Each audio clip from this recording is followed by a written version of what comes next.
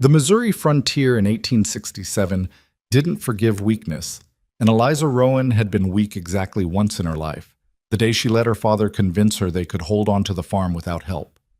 Now, standing in the doorway of their cabin with the smell of sickness thick in the air behind her, she watched the dust cloud from Garrett's horses fade into the prairie and knew that single moment of weakness was going to cost them everything. "Eliza?" Her father's voice scraped out from the bedroom, barely louder than the wind rattling the loose shingles. She didn't answer right away. Couldn't.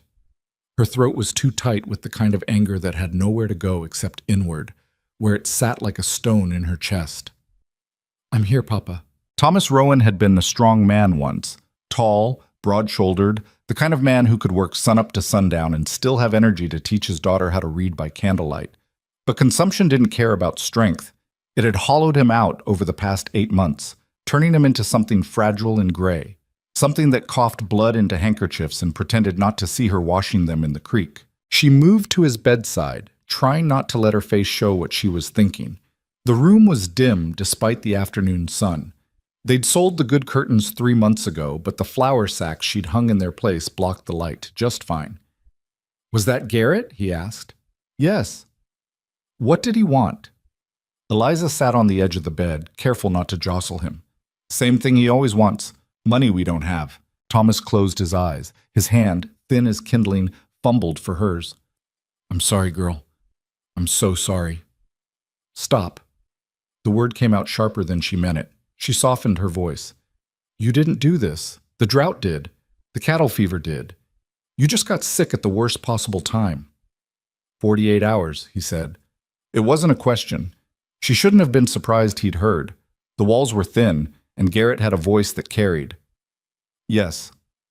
And we have $17 and some change."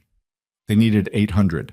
The number sat between them like a living thing, too big to look at directly. Thomas was quiet for a long time.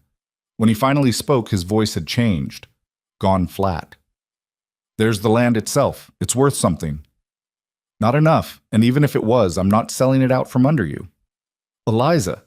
"No." She stood, needing to move before the helplessness could settle into her bones. "I'll figure something out." "There's nothing to figure out." He started to say more, but the coughing cut him off. Deep, rattling coughs that shook his whole frame. She grabbed the water basin, held it while he coughed into it, and tried not to look at the red that splattered against the white ceramic. When it passed, he lay back against the pillows, exhausted. "You should go to town," he whispered. "See if Martha will take you in. She's always said, 'I'm not leaving you. I'm already gone, girl, just taking my time about it.' Papa, listen to me." He gripped her hand with surprising strength. "If you stay here when the bank comes, they'll take everything and you'll have nothing. At least if you go now, you can start over somewhere. Maybe find work. Maybe what? Scrub floors? Take in laundry?" She pulled her hand free. "I'd rather burn the place down than hand it to Garrett." "Eliza Rowan, you listen." But she was already walking out, unable to hear another word about giving up. The afternoon air hit her face like cold water, clearing some of the thickness from her lungs. She stood on the porch, sagging boards that needed replacing, just like everything else around here, and looked out at the farm her father had built from nothing. 40 acres of stubborn prairie that fought them for every crop, a barn that leaned slightly to the left, fences held together with hope and wire.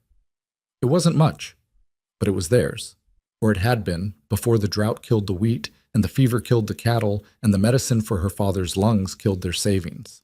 She was 23 years old, unmarried, and about to be homeless. In a town like Cedar Bluff, that made her either pathetic or scandalous, depending on who you asked. The sun was starting to sink toward the horizon when she finally went back inside. Her father was asleep, or pretending to be. She heated up the last of the soup, more water than vegetables at this point, and ate standing at the stove because sitting down felt like admitting defeat. 48 hours.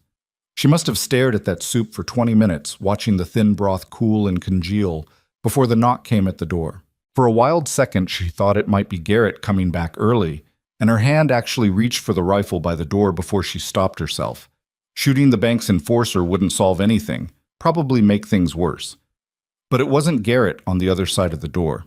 The man standing on her porch was tall, broad across the shoulders, in a way that spoke of real work, not just size. Dark hair, dark eyes, a face that might have been handsome if it wasn't so carefully blank. He wore good clothes, not fancy, but well-made, the kind that would hold up to hard use, and his boots had actual heels instead of being worn down to nothing. She didn't recognize him. "Miss Rowan?" His voice was low, rough-edged. "Who's asking?" "Name's Rhett Mercer. I've got a proposition for you." Every warning her mother had ever given her about strange men went off in her head at once. "Not interested."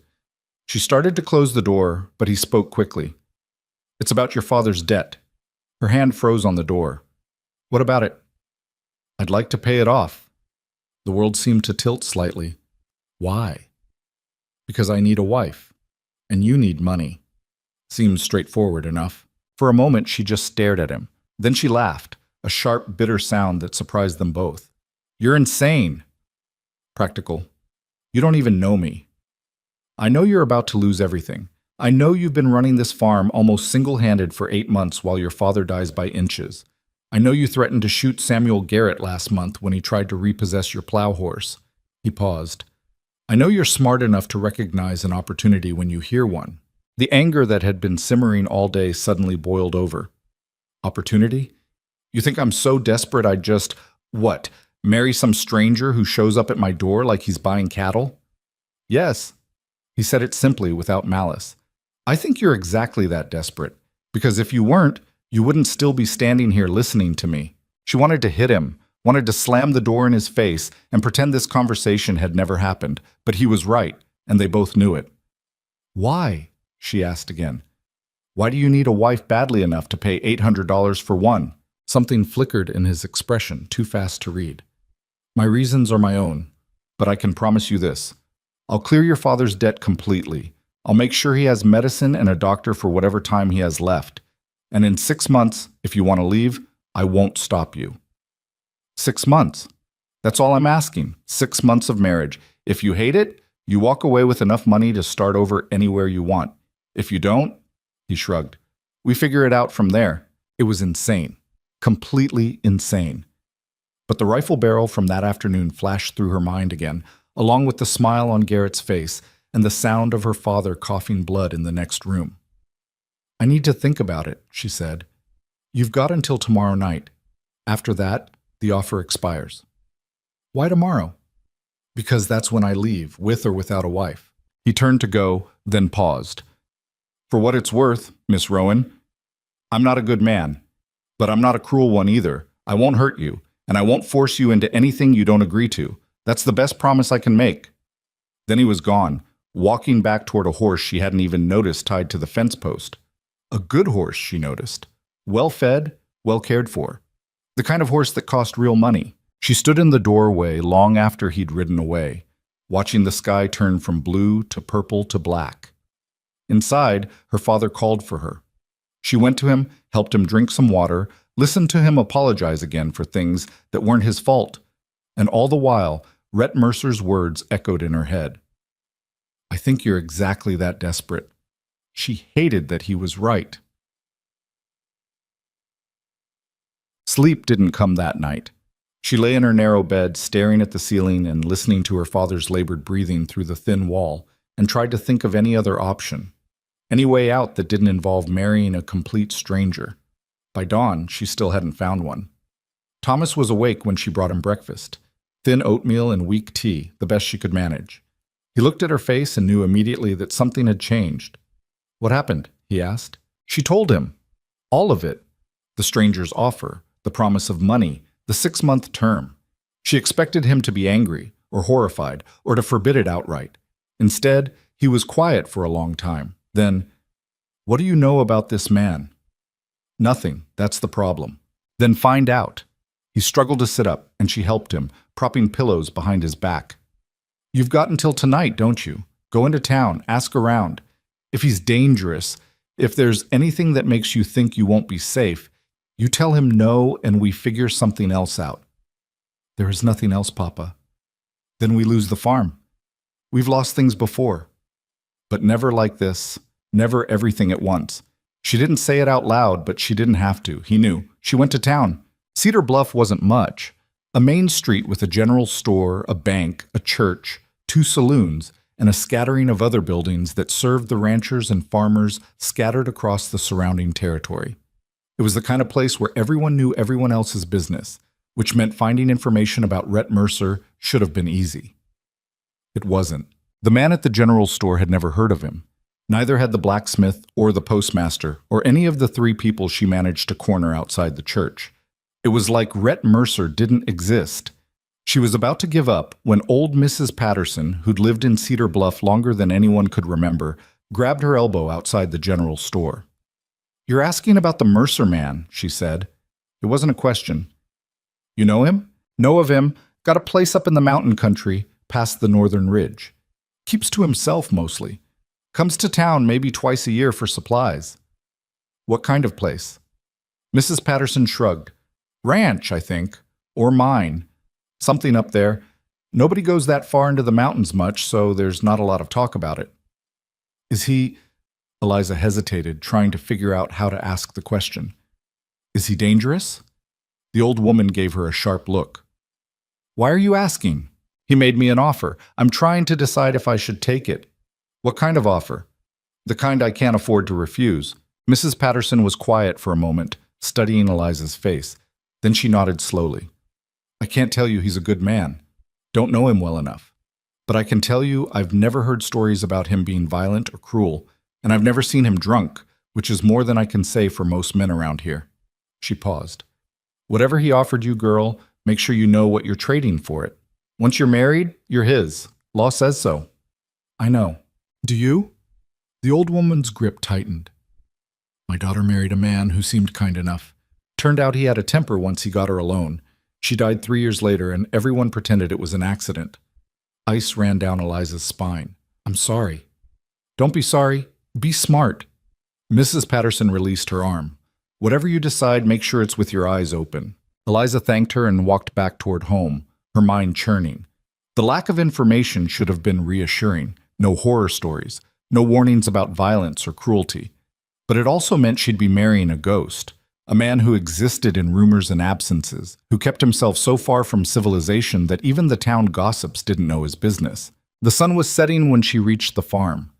Her father was sitting up in bed, which was a good sign, and he watched her face carefully as she came in.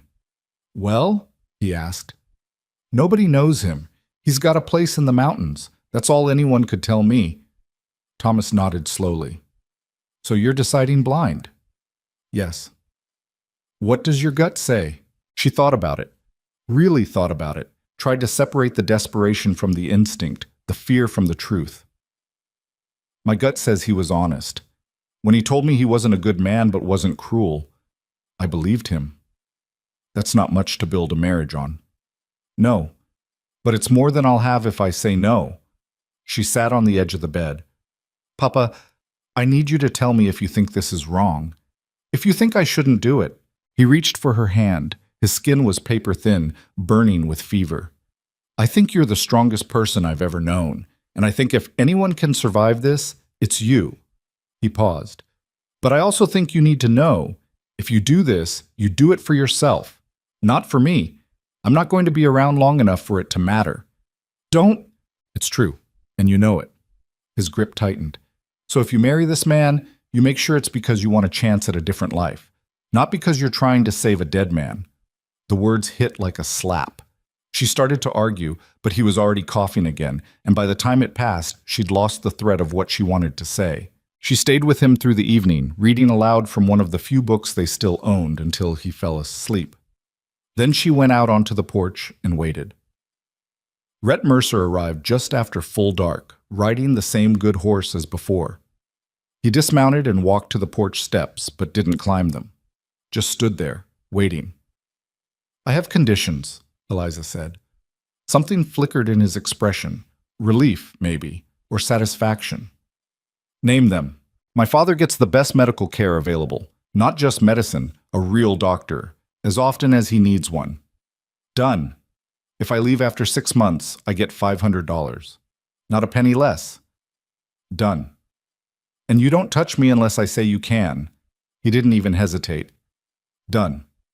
She studied his face, trying to read the truth beneath the careful blankness. Why is this so easy for you? Why aren't you negotiating?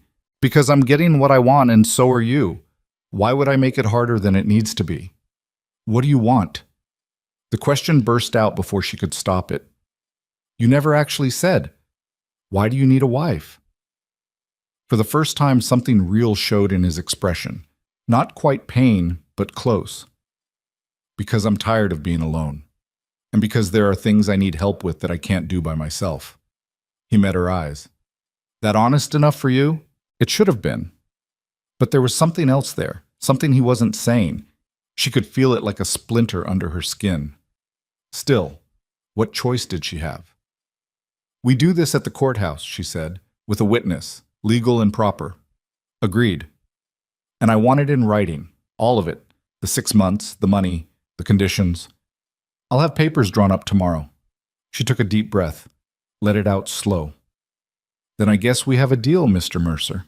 He climbed the steps then and held out his hand. She took it. His grip was warm, calloused, steady, the handshake of a man who worked for a living. We'll leave the day after tomorrow, he said. That give you enough time to get ready? Ready for what?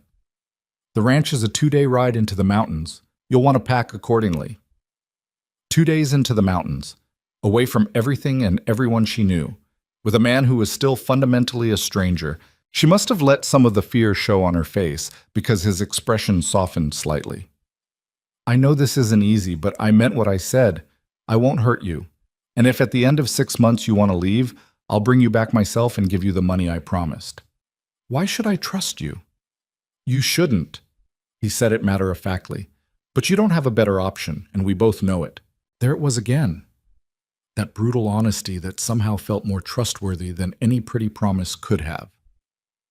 He left shortly after, with plans to return the next day with the marriage papers and supplies for the journey. Eliza watched him ride away, then went back inside to where her father lay sleeping, and let herself cry for the first time in months. Not because she was sad, not even because she was scared, though she was. She cried because in 48 hours her entire life was going to change, and she had no idea if she was being saved or making the worst mistake of her life. The next day passed in a blur of preparation. Red arrived mid-morning with the papers, just as promised. A contract that laid out every condition they'd agreed to, written in clear language and signed by a lawyer from the next town over. She read it 3 times before signing, half expecting to find some trap hidden in the words. She didn't. The ceremony itself was brutally short. They rode to the courthouse together, her on the old plow horse, him on his gelding, and stood before the county clerk while he mumbled through the legal requirements. No family, no celebration, just 2 people making a transaction that happened to involve a marriage license. You may kiss the bride, the clerk said, sounding bored. Rhett looked at Eliza. She looked back. Neither of them moved. Or not, the clerk muttered, making a note in his ledger. Congratulations. Next. They were married. Eliza felt nothing. No joy, no relief, just a strange numbness that followed her through the rest of the day. She packed what little she owned into 2 canvas bags, clothes, a few books, her mother's locket. Not much to show for 23 years of living. Her father was having a good day, relatively speaking. Alert enough to understand what was happening, lucid enough to grip her hand and tell her he loved her. You come back if you need to, he said. You hear me? 6 months or 6 days, if that man gives you any reason to run, you run straight back here. There won't be a here to run back to, Papa. Then you run anyway, promise me. She promised. The doctor Rhett had hired arrived that afternoon, a tired-looking man with kind eyes who examined Thomas thoroughly and left enough medicine to last a month. He also left instructions with Mrs. Patterson, who'd agreed to check on Thomas daily in exchange for a generous payment from Rhett. He's a lucky man, having a daughter like you, the doctor told Eliza. She didn't feel lucky. She felt like she was abandoning him, but when she tried to say as much, Thomas cut her off. You're giving me the best chance I've got. That's not abandonment. That's love. She kissed his forehead, thin skin burning with fever, and walked out before she could change her mind.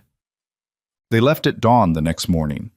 Eliza had never been more than 20 miles from Cedar Bluff in her life. Now she was heading into territory she'd only heard about in stories. the deep mountains where the maps got vague and the settlements got sparse. Rhett had brought a second horse for her, a steady mare that seemed built for mountain travel, and enough supplies to last them a week. "It's a 2-day ride," she said, eyeing the packs. "Why so much?" "Weather changes fast in the mountains, and it's better to have too much than not enough." They rode in silence for most of the first day. The prairie gradually gave way to foothills, then to steeper terrain covered in pine and aspen. The air got thinner, colder. Eliza found herself watching Rhett more than the landscape, trying to learn something about the man she'd married. He rode like someone who'd spent his whole life on horseback. Easy in the saddle, alert but not tense. Every so often, he'd scan the horizon or the tree line, and she wondered what he was looking for. Trouble? Or just habit? They stopped for lunch beside a creek, and Eliza finally broke the silence. "How long have you had the ranch?" 5 years. "You built it yourself?" "Mostly." That's not much of an answer. He looked at her then, really looked at her, and something like amusement flickered in his eyes. "I had help. Hired men, mostly. Some I trust, some I don't." "Which category do I fall into?" "Haven't decided yet." She should have been insulted. Instead, she found herself almost liking the honesty. At least he wasn't pretending this was something it wasn't. They rode until sunset, then made camp in a clearing that showed signs of previous use. A fire ring, flattened grass, the remains of a log bench. Rhett set up a tent for her without being asked, then built a fire and started cooking something that smelled better than anything she'd eaten in months. "Rabbit stew," he said, noticing her watching. "And biscuits if you're hungry." She was hungry. Starving, actually. She couldn't remember the last time she'd had a full meal. They ate in comfortable silence, the fire crackling between them. And for the first time since this whole insane plan had started, Eliza felt something almost like hope. Maybe this wouldn't be terrible. Maybe she could survive 6 months with this quiet, careful man who kept his promises and made good stew. Then he spoke, and the hope shattered. "There's something you should know before we get there." The way he said it made her stomach drop. "What?" "The ranch. It's not what you're expecting." "You said it was a ranch." "It is, but it's—" He paused, seeming to choose his words carefully. "It's bigger than I led you to believe." Eliza set down her bowl. "How much bigger?" "Big enough that it might make you angry when you see it." "Why would it make me angry?" He met her eyes across the fire. "Because you married me thinking I was barely surviving, and that's not true." The world seemed to tilt. "What are you saying?"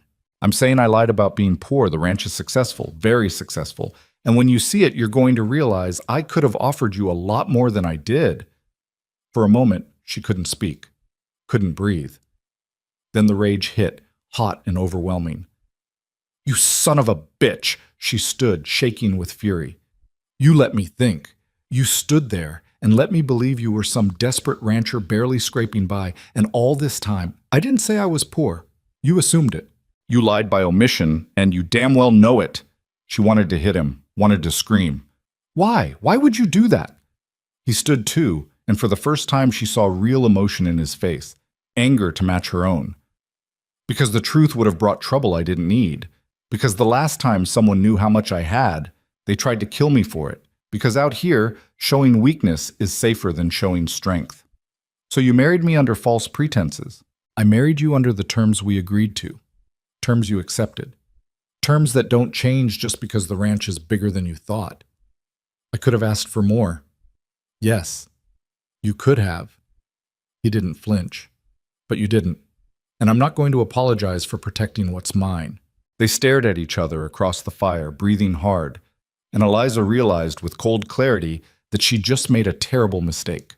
Not in marrying him, that might still work out, but in thinking she understood what she was getting into. This man was dangerous, not violent maybe, but dangerous all the same. "I want to go back," she said. "No. You can't keep me here." "I can't know. But if you walk away now, you break the contract, which means your father doesn't get his medicine and you don't get a dime." He said it flatly, without malice, just stating facts. "So you can be angry all you want. But you're not going anywhere until the 6 months are up." He was right. She was trapped, and he knew it. Eliza turned and walked into the tent without another word, lacing it shut behind her with shaking hands. She lay on the bedroll he'd provided, staring at the canvas ceiling, and tried not to cry again. Outside, she could hear him banking the fire, moving around the camp with quiet efficiency. Eventually, the sound stopped, and she knew he'd settled down for the night. She didn't sleep, just lay there, listening to the wind in the trees and wondering what the hell she'd gotten herself into. Tomorrow she'd see the ranch, see the empire this quiet, careful, lying man had built, while pretending to be something he wasn't. And then she'd have to decide whether 6 months in a beautiful prison was better than freedom with nothing. She already knew the answer. That's what made it so much worse. Dawn came cold and gray, filtering through the canvas tent like accusation. Eliza had managed maybe 2 hours of sleep, and those had been restless, full of half-formed dreams about contracts written in languages she couldn't read, and doors that locked from the outside. She heard Rhett moving around outside, the quiet sounds of someone who was used to working alone. Part of her wanted to stay in the tent out of pure spite, but her bladder had other ideas, and besides, she'd never been good at hiding. When she emerged, he was crouched by the fire, coaxing it back to life. He looked up, his face unreadable in the dim light. "Coffee's almost ready," he said. She didn't answer, just walked past him into the trees to take care of necessities, then came back and accepted the tin cup he offered without meeting his eyes. The coffee was strong and bitter, exactly what she needed. They packed up camp in silence. Eliza rolled her bedding with sharp, angry movements, shoving it into the saddlebag harder than necessary. She could feel him watching her but refused to look his way. "We've got about 6 hours of riding ahead," Rhett said as she mounted the mare. "Terrain gets rougher from here." "Fine." "Eliza," I said fine. He studied her for a moment, then nodded and swung into his own saddle. They rode out as the sun broke over the eastern peaks, turning the sky from gray to gold, and Eliza tried to take some comfort in the beauty of it. It didn't work. The landscape changed as they climbed higher. The pine forest grew denser, the trails narrower. Twice they had to dismount and lead the horses over sections where rock slides had blocked the path. Eliza's legs ached from the unfamiliar exertion, her hands raw from gripping the reins, but she'd be damned if she'd complain. Around midday, they stopped to water the horses at a stream that cut through a narrow valley. Eliza slid from the saddle and immediately regretted it. Her muscles had stiffened during the ride, and for a moment she wasn't sure her legs would hold her. Rhett was beside her before she could fall, one hand steadying her elbow. She jerked away from him. "I'm fine. You're not used to riding this long. There's no shame in that. I don't need your help." "Noted." He let go and stepped back, hands raised slightly. "But you're going to hurt yourself if you don't stretch those muscles out." She wanted to argue, but he was right, and they both knew it. She walked a few steps away from him, working her legs, trying to ignore the way he watched her with that careful, assessing gaze. "How much farther?" she asked finally. "Another 3 hours. Maybe 4, depending on how the horses hold up." 3 more hours of this silence. 3 more hours of pretending she wasn't furious and scared and completely out of her depth. "You're angry," Rhett said. "Brilliant observation. You have a right to be." That brought her head up. Don't you dare try to be understanding now. You lied to me." "I omitted information. That's different." "Is it?" She turned to face him fully.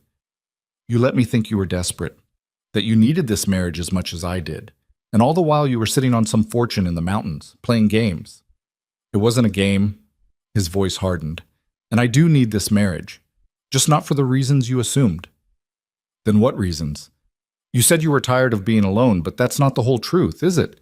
There's something else, something you're not telling me." He was quiet for a long moment, his jaw working like he was chewing on words he didn't want to say. Finally, "When we get to the ranch, you'll understand.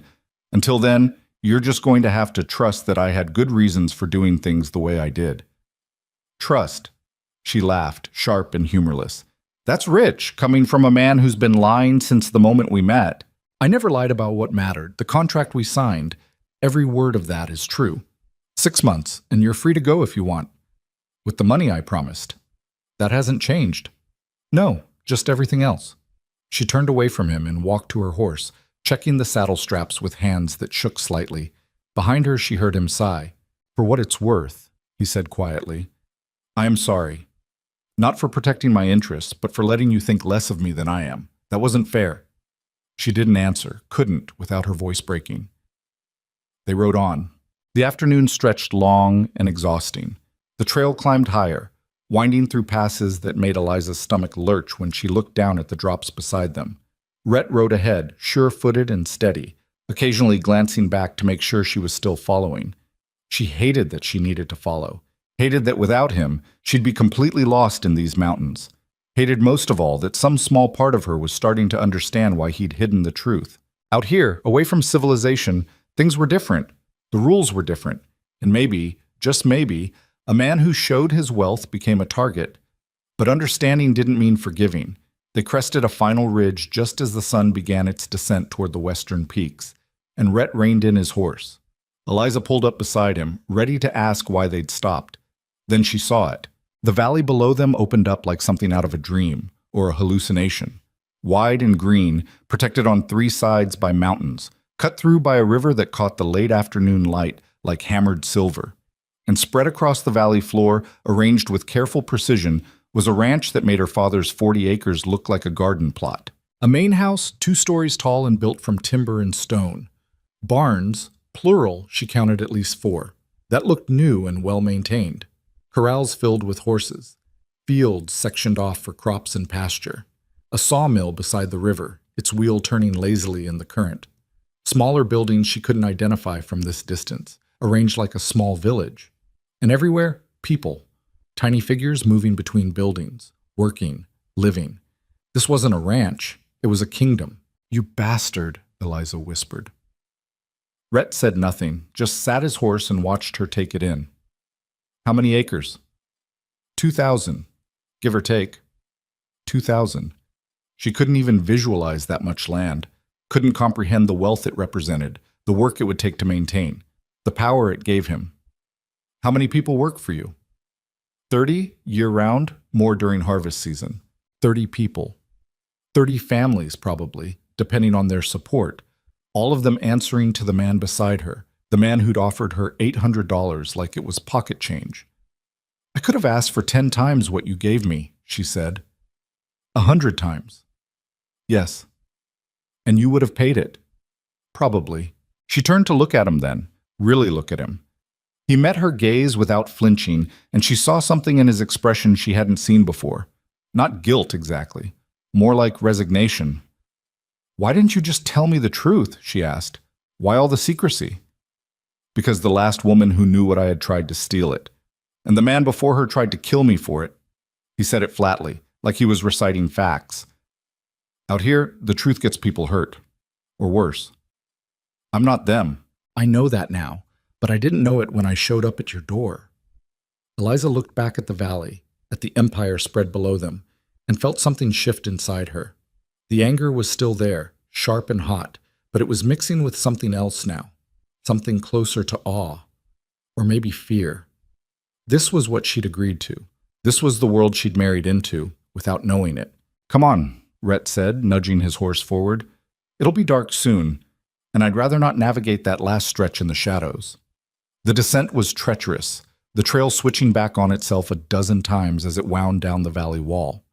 Eliza's mare followed Rhett's gelding with steady confidence, which was good, because Eliza herself was too overwhelmed to focus properly on riding. As they got closer, the scale of everything became even more apparent. The main house wasn't just large, it was beautiful, built with an attention to detail that spoke of real money and real skill. The barns were newer than the house, she realized, probably built as the operation expanded.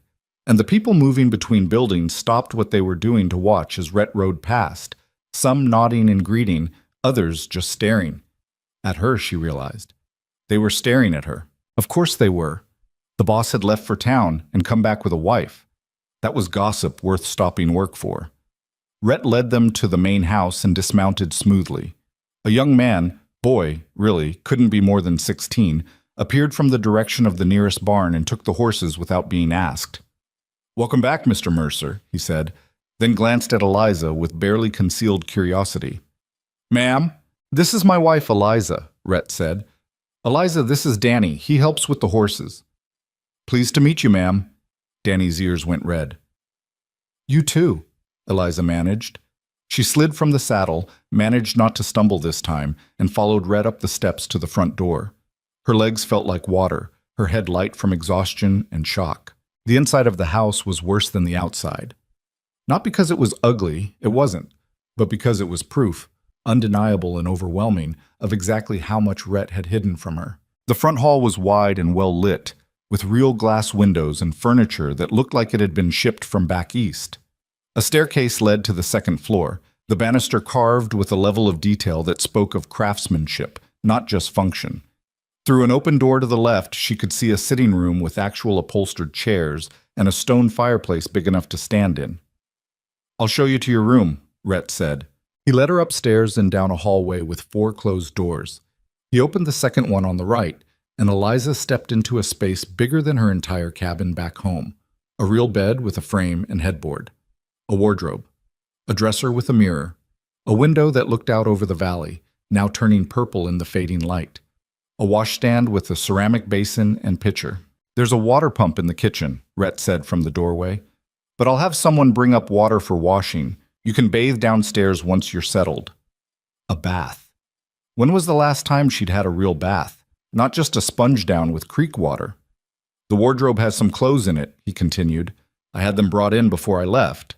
They might not fit perfectly, but they'll do until we can get you to a proper seamstress." She turned to stare at him. "You bought me clothes? You'll need them. Ranch work is hard on fabric."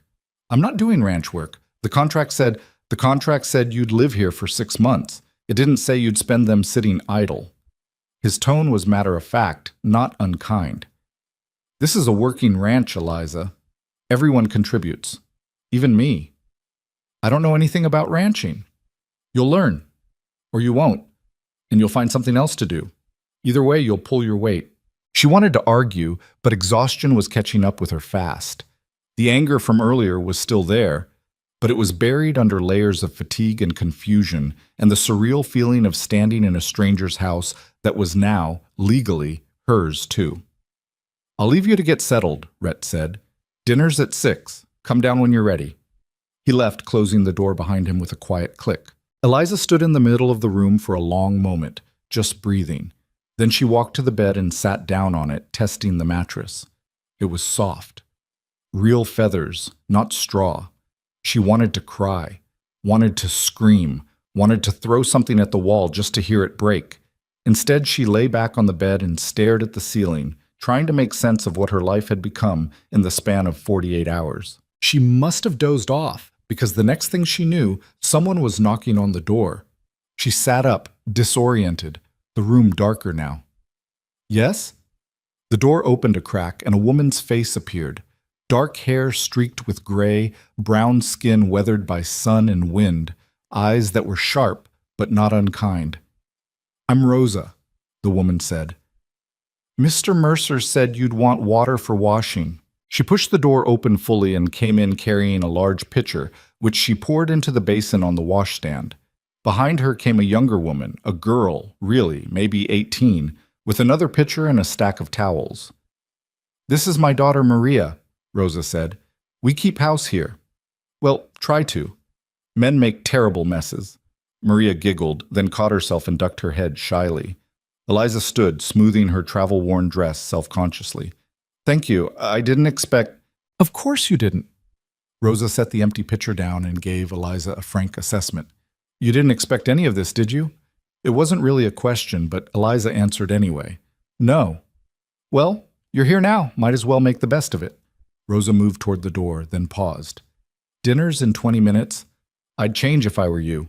Those trail clothes will have the men staring, and not in a good way." After they left, Eliza looked down at herself. Her dress was dusty and wrinkled, stained with sweat and horse smell. She probably looked and smelled terrible. She washed her face and hands in the basin, the water cold and bracing. Then she opened the wardrobe and found what Rhett had mentioned. 3 dresses, simple but well-made, in dark practical colors. She chose the plainest one, a brown cotton that looked like it would survive work without showing every stain. It fit reasonably well, a bit loose in the waist, but nothing scandalous. She braided her hair quickly, checked her reflection in the mirror, pale, tired, eyes too big in her thin face, and went downstairs. The dining room was off the main hall, and voices led her there. She stopped in the doorway, taking in the scene. The table was long enough to seat 12, but only 4 places were set. Rhett sat at the head, talking to 2 men Eliza didn't recognize. All 3 looked up when she entered. Rhett stood. "Eliza, come in." The other men stood too, and she felt their eyes on her, assessing. One was older, maybe 40, with graying hair and the kind of face that had seen hard living. The other was younger, closer to Rhett's age, with red hair and freckles that made him look boyish despite his size. "This is Jack Crawford," Rhett said, indicating the older man. "He's my foreman, and this is Patrick O'Brien. He runs the timber operation." "Ma'am," Jack nodded, his expression neutral. Patrick smiled, open and friendly. "Pleasure to meet you, Mrs. Mercer. Rhett didn't tell us he was bringing back a wife." "Rhett didn't tell me much either," Eliza said before she could stop herself. An awkward silence fell. Patrick's smile faltered. Jack looked like he was trying not to smirk. Rhett pulled out the chair beside his. "Sit. You must be hungry." She was, actually. Starving. She took the seat and tried not to fidget as Rosa and Maria brought out food. Roasted chicken, potatoes, vegetables that actually had flavor, bread that was still warm from the oven. More food than Eliza had seen in one place in months. "So," Patrick said as they served themselves, "where are you from, Mrs. Mercer?" "Cedar Bluff." "That's 2 days' ride from here. You got family there?" "My father." "What brings you all the way out here?" Patrick's tone was casual, but Eliza could hear the real question underneath. "What the hell are you doing married to Rhett Mercer?" "Patrick," Jack's voice held a warning. "What? I'm just making conversation." "It's fine," Eliza said. She looked directly at Patrick. "I needed money. Rhett needed a wife. It seemed straightforward." You could have heard a pin drop. Patrick's fork froze halfway to his mouth. Jack coughed into his napkin. Even Rosa, bringing more bread from the kitchen, paused mid-step. Rhett, to his credit, didn't react at all, just continued eating like she'd commented on the weather. "Well," Patrick said finally, "that's honest." "I try to be." The rest of the meal passed in stilted conversation, mostly between the men about ranch business, cattle counts, timber contracts, something about a fence that needed mending on the north pasture. Eliza ate in silence, listening, trying to build a picture of this place in her head. It was complex, more complex than she'd imagined. The ranch wasn't just raising cattle and horses. They had timber operations, which meant logging and sawmill work. They had crops, winter wheat from what she could gather. They had contracts with someone named Harrison for something involving the railroad, though that part of the conversation got tense and they changed subjects quickly. "We need to talk about the Morgan situation," Jack said, as Rosa cleared the plates. "Not now," Rhett said. "It can't wait much longer. He's getting bold." "I said not now." Jack's jaw tightened, but he nodded and stood. "If you'll excuse me, ma'am, nice to meet you." Patrick followed him out, leaving Eliza alone with Rhett at the big table. "Who's Morgan?" she asked. "A problem." "What kind of problem?" "The kind you don't need to worry about." He stood. "You should get some rest. Tomorrow will be long." "Rhett?" "Good night, Eliza." He left before she could press further, and she sat there alone, listening to the sounds of the house settling for the night. Rosa appeared to extinguish the lamps, nodded at her without speaking, and disappeared again. Eliza climbed the stairs to her room, every muscle protesting. She undressed, washed again in the now cold water, and crawled into bed wearing the shift she'd found in the dresser. The bed was soft. The sheets were clean. Through the window she could see stars scattered across the night sky like salt spilled on black cloth. She should have felt relieved, safe even. She had shelter, food, security, everything she'd been desperate for just days ago. Instead, she felt trapped. In the morning, she woke to sunlight streaming through the window and the sound of voices outside. She dressed quickly in one of the work dresses from the wardrobe and went downstairs. The house was empty. Through the windows, she could see people moving around the yard, working, always working. The ranch was already awake and busy, and she had no idea what she was supposed to do with herself. She found the kitchen and helped herself to coffee from the pot on the stove. Rosa appeared a moment later with an armful of vegetables. "You're up," she said. "Good. Can you cook?" "Yes." "Thank the saints. Maria tries, but she burns everything. Rosa dumped the vegetables on the table. We feed 30 men, 3 times a day. More during harvest. You can help or you can stay out of the way, but those are your only choices. Eliza looked at the pile of vegetables, then at Rosa's no-nonsense expression, and made a decision. Where do you want me to start? Rosa's face softened slightly. Potatoes. Peel them. We'll need about 20 pounds for lunch. So Eliza peeled potatoes, and after that she chopped carrots, and after that she helped knead dough for bread. By noon her hands were cramping and her back ached, but there was something almost soothing about the work. It was simple, clear, unlike everything else in her life right now. The men came in for lunch in shifts, filling the dining room with noise and appetites. Eliza stayed in the kitchen, helping Rosa and Maria serve, and tried not to meet anyone's eyes when they stared at her. They're curious, Rosa said, seeing her discomfort. They'll get over it. How long have you worked here? Eliza asked. 4 years, since Mr. Mercer bought the mill. Rosa wiped her hands on her apron. He's a good man, even if he's difficult. Pays fair, doesn't cheat. That's rare out here. Do you know why he needed a wife? Rosa gave her a long look. That's between you and him. Everyone keeps saying that. Because it's true. Rosa turned back to the stove. Whatever his reasons, they're his to tell, not mine. Eliza helped clean up after lunch, then Rosa shooed her away. Go explore, learn the place. You can't hide in my kitchen forever. So Eliza went outside into the afternoon sun and started walking. The ranch was even bigger up close than it had looked from the ridge. She counted 6 barns total, each dedicated to different functions: horses, cattle, storage, equipment, hay, and one she couldn't identify. The sawmill was a massive operation, the wheel turning constantly, the sound of cutting wood carrying across the valley. Men nodded at her as she passed, some friendly, some wary. She found the vegetable garden behind the main house, bigger than her father's entire farm.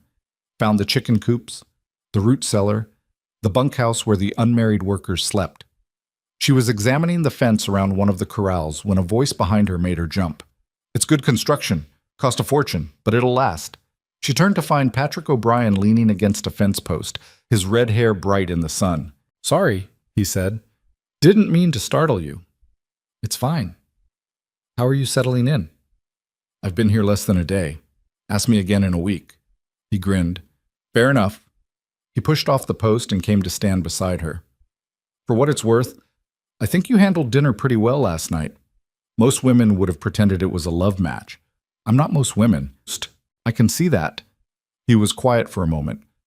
Listen, I know this place can be overwhelming, and Rhett's not exactly warm, but he's a good man, better than most.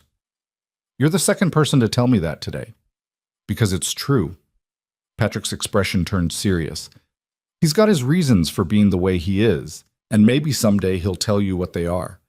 But until then, try not to judge him too hard. Why does everyone defend him like he's some kind of saint? He lied to me. Did he? Or did he just not tell you everything? Patrick held up a hand before she could answer. Look, I'm not saying he handled it perfectly, but out here, trust is earned, not given. And the fact that he married you at all says something. Says what? That he's willing to take a risk. Rhett Mercer doesn't take risks, ever. Until now. Before she could respond, a shout went up from the direction of the south pasture.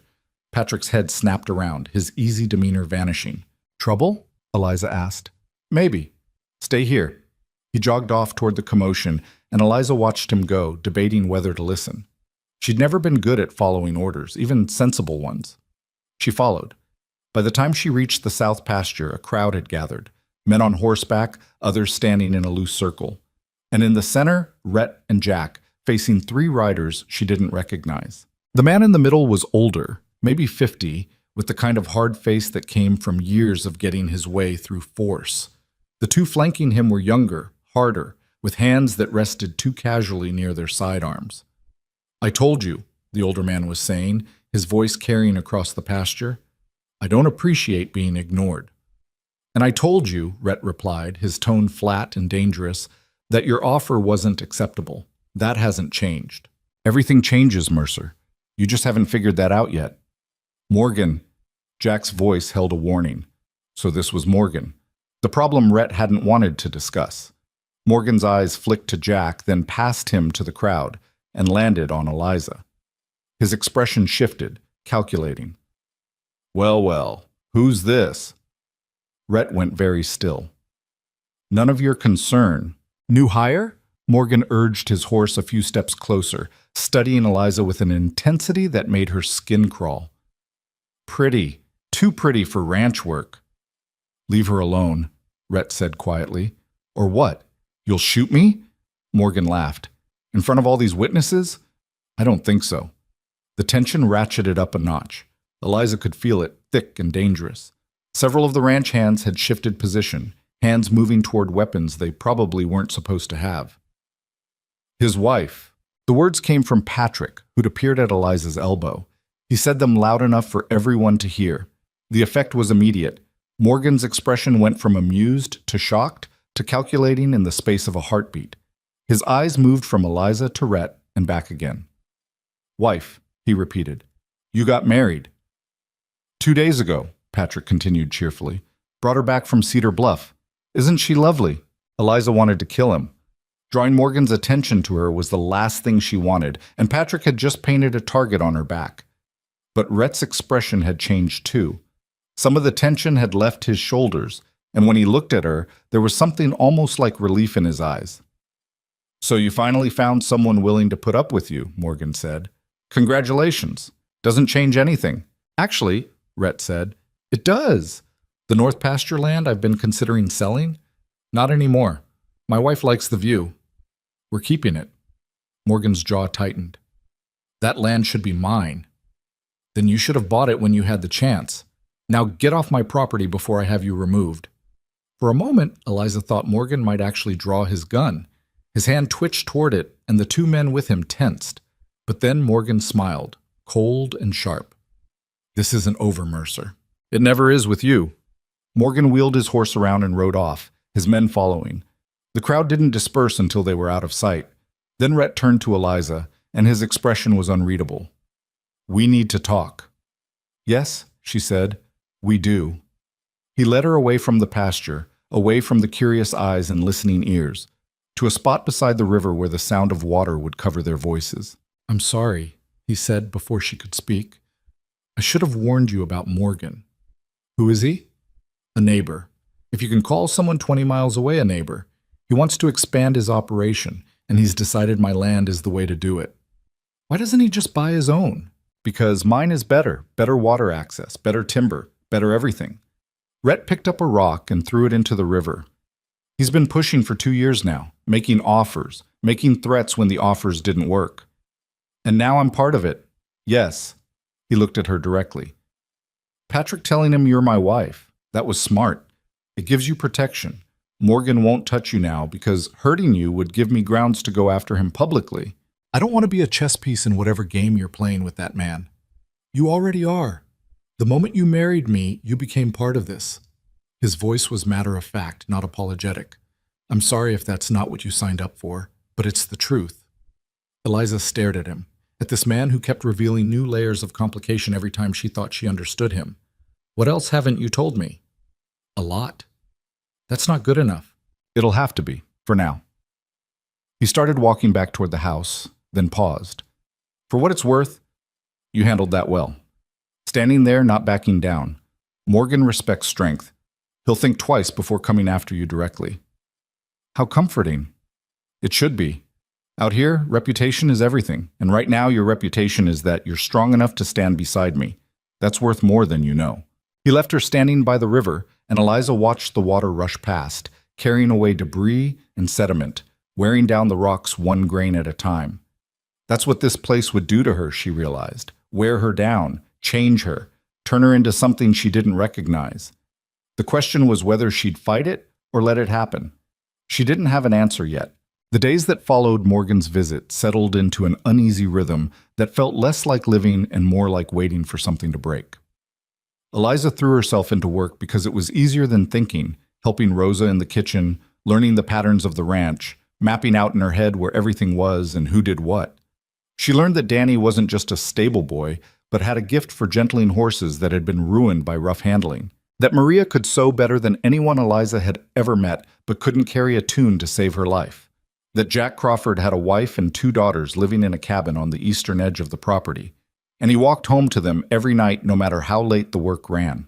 She learned the ranch ran on schedules as precise as clockwork: breakfast at 5 for the men who worked the livestock, lunch at noon, dinner at 6.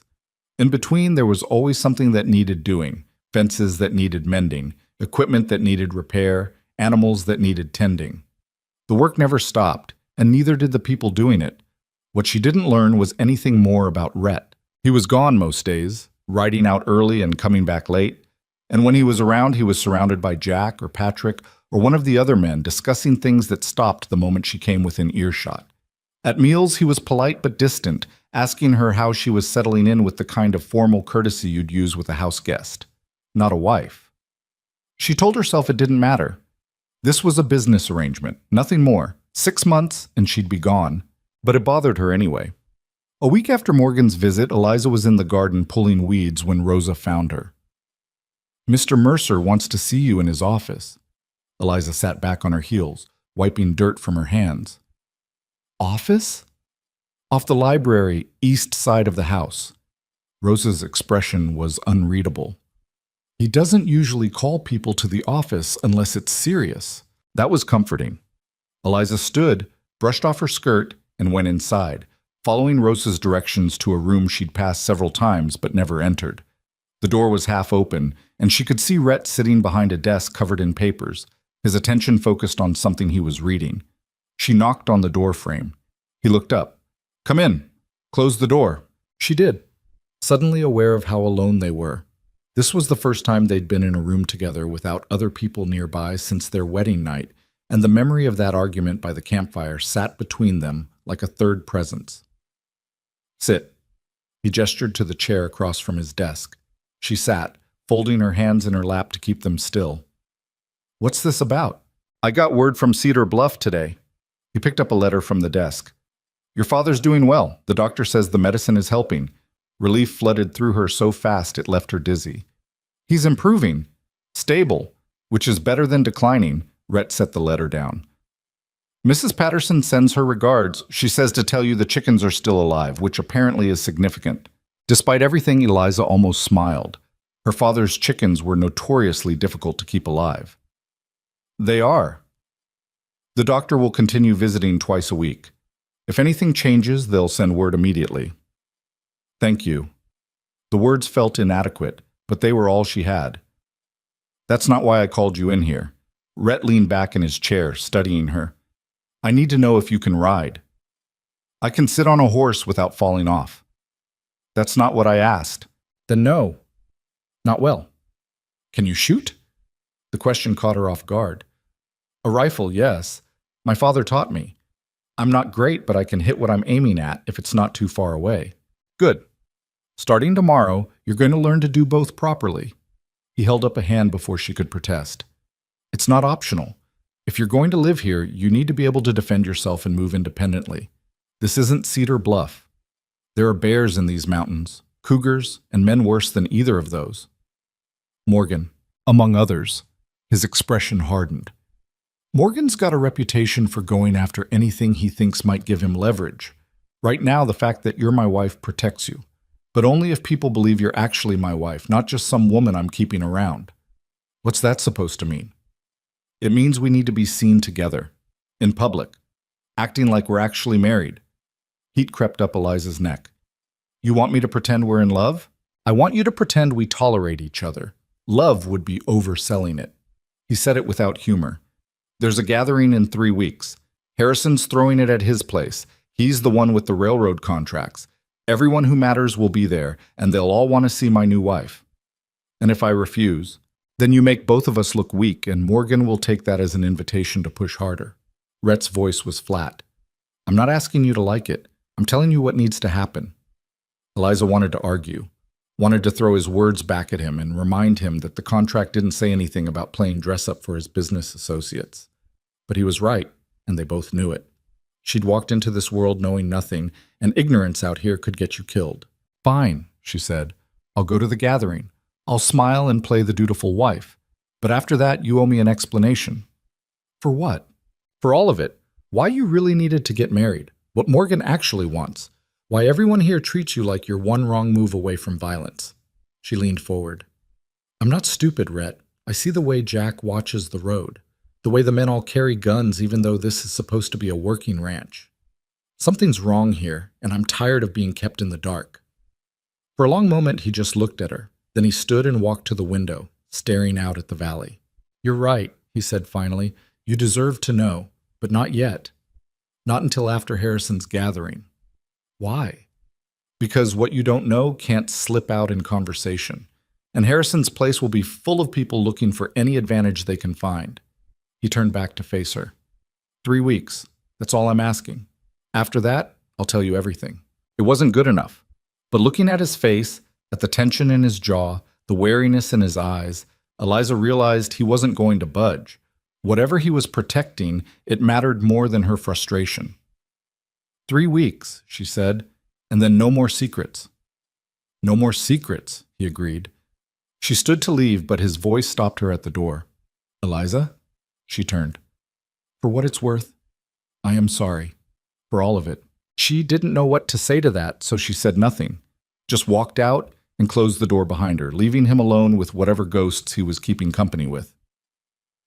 The next morning, Jack showed up at the house before dawn with 2 horses saddled and ready. Boss says you need to learn to ride properly, he said without preamble. That means we start now, before the heat sets in. Eliza, still half asleep and resentful about being dragged out of bed at an unholy hour, considered telling him exactly where he could put that horse. But she'd agreed to this, and backing out now would only prove she couldn't handle it.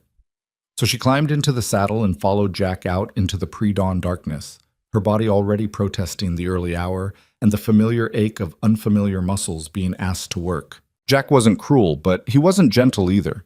He put her through her paces with the efficiency of someone who'd done this before, teaching her how to sit properly, how to use her legs instead of just her hands, how to read the horse's body language and respond to it. By the time the sun was fully up, Eliza's thighs were screaming, and she was pretty sure she'd developed blisters in places she didn't know could blister. You're not terrible, Jack said as they walked the horses to cool them down. You've got decent balance. You just need practice. How long did it take you to learn? I grew up on a horse, so never really learned, just always knew. He glanced at her. But I've taught plenty of people who didn't. You'll get there. How long? Couple months if you practice every day. Less if you're motivated. They rode every morning after that, sometimes with Jack, sometimes with Patrick when Jack was needed elsewhere. Eliza learned to handle different horses, different terrain, different situations. She learned what to do if a horse spooked, how to navigate rocky trails without breaking her neck, how to read the weather by watching the way the animals moved. And slowly, grudgingly, she started to get better. The shooting lessons came in the afternoons, taught by a quiet man named Thomas, who ran the mill and apparently had been a sharpshooter in the war. He set up targets in a clearing away from the main buildings and handed Eliza a rifle that was better maintained than any she'd ever touched. Your father taught you to shoot for food, Thomas said, watching her check the rifle with the automatic caution her father had drilled into her. I'm going to teach you to shoot for survival. It's different. He was right. Shooting at targets was one thing. Learning to shoot fast, to reload under pressure, to hit something that might be moving or shooting back, that was something else entirely. Thomas pushed her harder than Jack had, demanded more precision, more speed, more consistency. Out here, he said one afternoon as she struggled to hit a target he'd placed behind partial cover, hesitation gets you killed. You see a threat, you evaluate it in seconds, and you respond. There's no time for doubt. What if I'm wrong? Eliza lowered the rifle, her shoulders aching. What if I shoot someone who wasn't actually a threat? Then you live with it. But you live. Thomas's expression was harder than she'd seen it. I've made that choice. So has Rhett. So has every man on this ranch who's worth a damn. The question isn't whether you'll have to make it. It's whether you'll be able to pull the trigger when the time comes. The words haunted her through the rest of the lesson and into the evening. She'd never thought of herself as violent, but out here, violence wasn't optional. It was currency, the price of survival. She was cleaning the rifle in the barn when Rhett found her. Thomas says you're a quick study, he said, leaning against a support beam. Thomas is generous. He's honest. If you were bad, he'd tell you. Rhett watched her work for a moment. How are the writing lessons going? I haven't fallen off in 3 days. That's progress. It is. He was quiet for a beat. Jack says you asked him about the property boundaries. I wanted to know where I'm allowed to go. You can go anywhere on the ranch, but don't cross the northern boundary without someone with you. That's Morgan's land. Eliza set down the cleaning rod. How big is his operation? Bigger than mine. More land, more cattle, more men. Rhett's jaw tightened. But his land is worse, drier, less timber. The river that cuts through my property? It starts on his land, but the best access points are all on mine. That's what he wants, water rights. Can't he just dig wells? He's tried. The water table's too deep in most places, and where it's not, the water's alkaline. Undrinkable for livestock. Rhett pushed off the beam. He's been trying to buy me out for 2 years. When that didn't work, he started trying to force me out. How? Sabotage. Rumors. Anything to make my operation look unstable or dangerous to potential buyers and partners. His expression darkened. Last year, he tried to block my timber contracts by spreading stories that my mill was producing substandard lumber. Cost me 3 months of income before I could prove it was lies. And you think marrying me helps with that somehow? I know it does. Marriage means stability. It means I'm building something permanent, not just trying to cash out and run. It makes me harder to displace. He met her eyes. It also means Morgan can't claim I'm running some kind of criminal operation or house of ill repute. Those rumors were starting to circulate too. Eliza felt heat rise in her face. Because you're unmarried and successful? Because I'm unmarried and private. People fill in blanks with whatever serves their purposes. He moved toward the barn door. Anyway, thought you should know what you're up against at this gathering. Harrison's crowd is more sophisticated than Morgan, but they're just as dangerous in their own way. What do you mean? I mean, they'll smile while they pick you apart. They'll ask questions that sound innocent, but are designed to make you slip up. And they'll be watching everything. How you dress, how you speak, how you interact with me, looking for any sign of weakness they can exploit. Sounds delightful. It's necessary. His tone made it clear the conversation was over.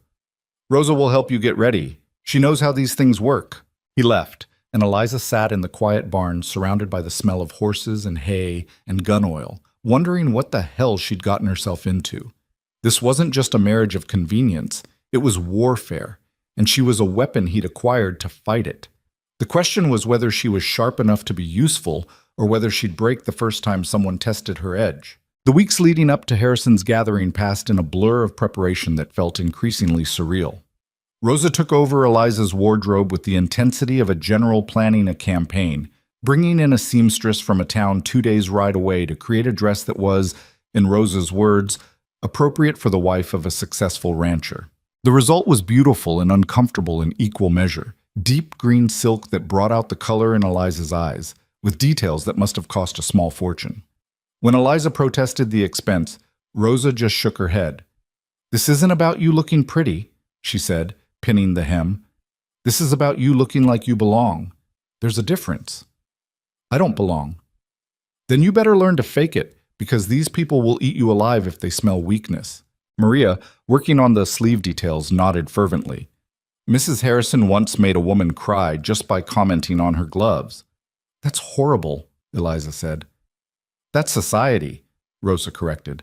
"And you're part of it now, whether you like it or not." Eliza practiced riding until her body stopped aching and started just accepting the motion as normal. She practiced shooting until she could hit a target the size of a man's chest from 50 yards without thinking about it. And she practiced being Rhett's wife, which was harder than either of the other two. They started taking meals together, just the two of them, in the dining room. Rosa insisted it was important that they learn to talk to each other without the buffer of other people, and she was right. The first few dinners were excruciating, long silences punctuated by stilted conversation about the weather or the ranch operations. But slowly, painfully, they started to find a rhythm. Rhett told her about the timber contracts he was negotiating, the challenges of running an operation this size with the constant threat of sabotage hanging over it. Eliza told him about Cedar Bluff, about her father's farm, about the small struggles that had seemed so overwhelming before she saw what real problems looked like. "You miss it," Rhett said one evening. watching her face as she talked about the way the wheat fields looked at sunset. "I miss simple," she admitted. "I miss knowing what my life was going to look like tomorrow." "Is this really so bad?" She considered the question honestly. "No, it's just different, and difference is hard." He smiled, a small, rare thing that transformed his face from severe to almost handsome. "I can't argue with that." 3 days before the gathering, a writer came from Cedar Bluff with a letter from Mrs. Patterson. Eliza's hand shook as she opened it, terrified of what it might say. But the news was good. Her father was stable, even improving slightly. The doctor said he might have months instead of weeks, which was more than they'd hoped for. He sent his love and told her not to worry, which was impossible but appreciated anyway. Rhett found her in the garden afterward, the letter still clutched in her hand. "Good news?" he asked. "He's doing better. The medicine is working." "I'm glad." She looked up at him. "Thank you for keeping your promise about his care. I know I've been difficult about everything else, but I'm grateful for that. You don't need to thank me for doing what I agreed to do." But his expression had softened. "You want to write back? I can have someone write it to town tomorrow." She did write back, sitting at the desk in Rhett's office with paper and ink he provided, telling her father everything and nothing, that the ranch was big, that the people were kind enough, that she was learning things she never expected to learn. She didn't mention Morgan or the gathering or the fact that she spent half her time wondering if this was all going to collapse around her. She didn't want him to worry. He had enough to deal with. The morning of Harrison's gathering dawned clear and cold, the kind of mountain autumn day that made everything look sharp and bright. Eliza woke early, her stomach churning with nerves she refused to name as fear. Rosa was already in her room when she came back from washing, the green dress laid out on the bed like a challenge. "You're going to be fine," Rosa said, reading her face. "Just remember, these people are human. They bleed and worry and doubt just like you do. They just hide it better." "That's not as comforting as you think it is." "It's not meant to be comforting. It's meant to be true."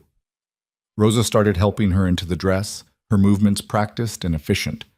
"You're Rhett Mercer's wife. That carries weight. Use it."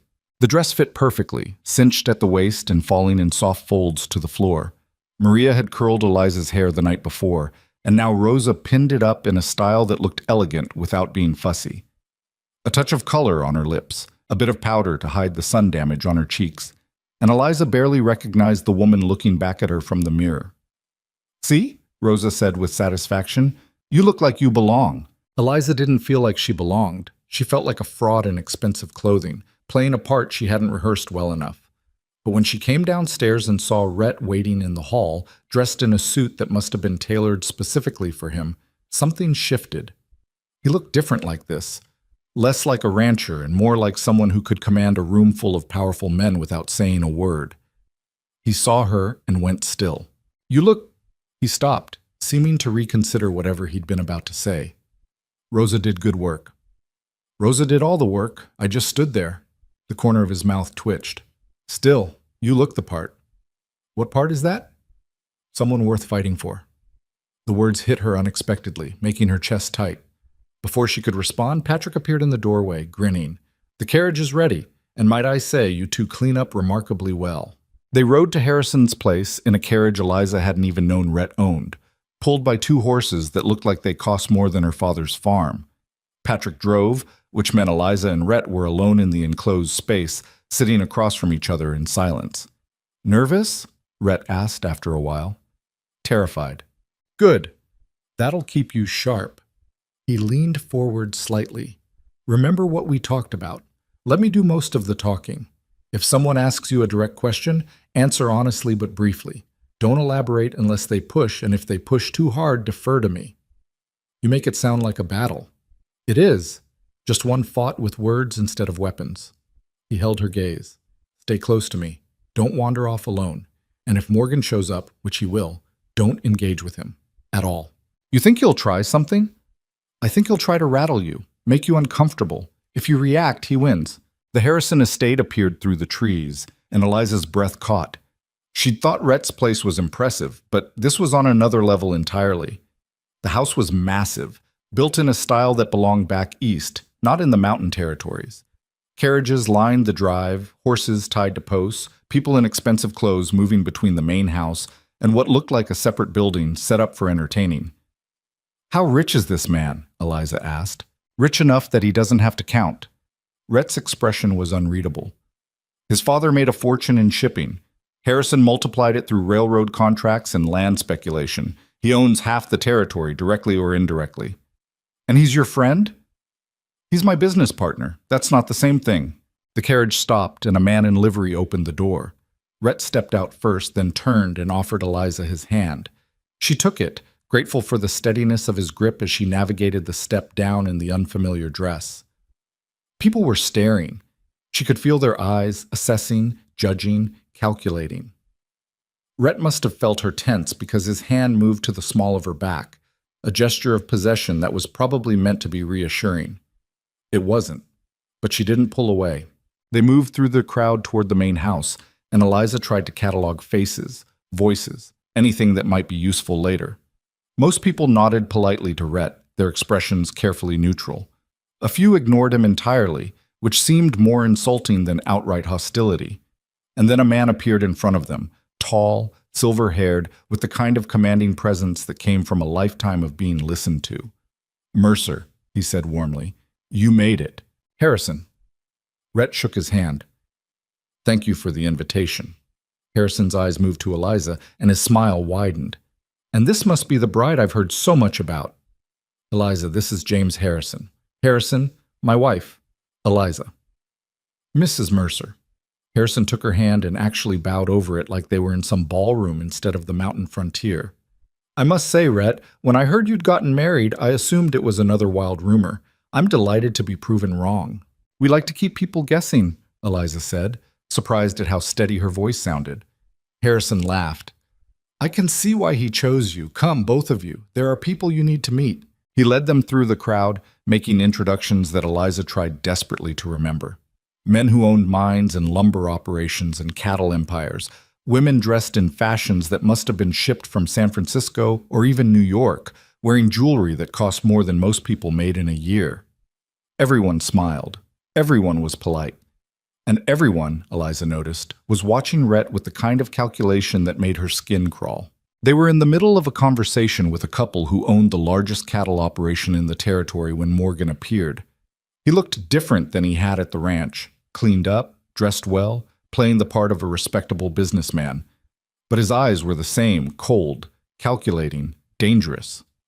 "Mercer," he said, his tone just slightly too friendly.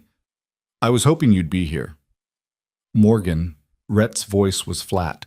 "And Mrs. Mercer." Morgan turned his attention to Eliza, and she felt Rhett's hand tighten slightly on her back. "How lovely to see you again. I hope you're settling in well at your new home." "Very well, thank you." "Good, good. It can be isolating, living so far from civilization. I'm sure you must miss Cedar Bluff." There it was, the probe. The test to see if she'd admit to unhappiness, give him ammunition to use against Rhett. "I miss some things," Eliza said carefully, "but I'm finding mountain life has its own rewards." Such as? "Such as quiet. Cedar Bluff was always too crowded for my taste." Rhett made a sound that might have been a suppressed laugh. Morgan's smile tightened. "Well," he said, "if you ever find yourself wanting company, my door is always open. We neighbors should look out for each other." "How kind," Eliza said, not meaning it at all. Morgan's eyes flicked to Rhett. "I assume you've told your wife about our little disagreement regarding water rights?" "There's no disagreement," Rhett said evenly. "You want something that isn't for sale. That's not a disagreement, that's just reality." "Reality changes, Mercer. You should remember that." The threat hung in the air between them, barely disguised. Eliza felt tension radiating off Rhett, saw the way his jaw had tightened, and made a decision. She stepped slightly forward, putting herself between the two men. "Mr. Morgan," she said pleasantly, "I'm sure whatever business you have with my husband can wait until after the party. It seems rude to discuss such things at a social gathering, don't you think?" For just a second, Morgan's mask slipped and she saw pure fury in his eyes. Then it was gone, replaced by that smooth, dangerous smile. "Of course," he said. "Forgive me, Mrs. Mercer. You're absolutely right." He walked away, disappearing into the crowd.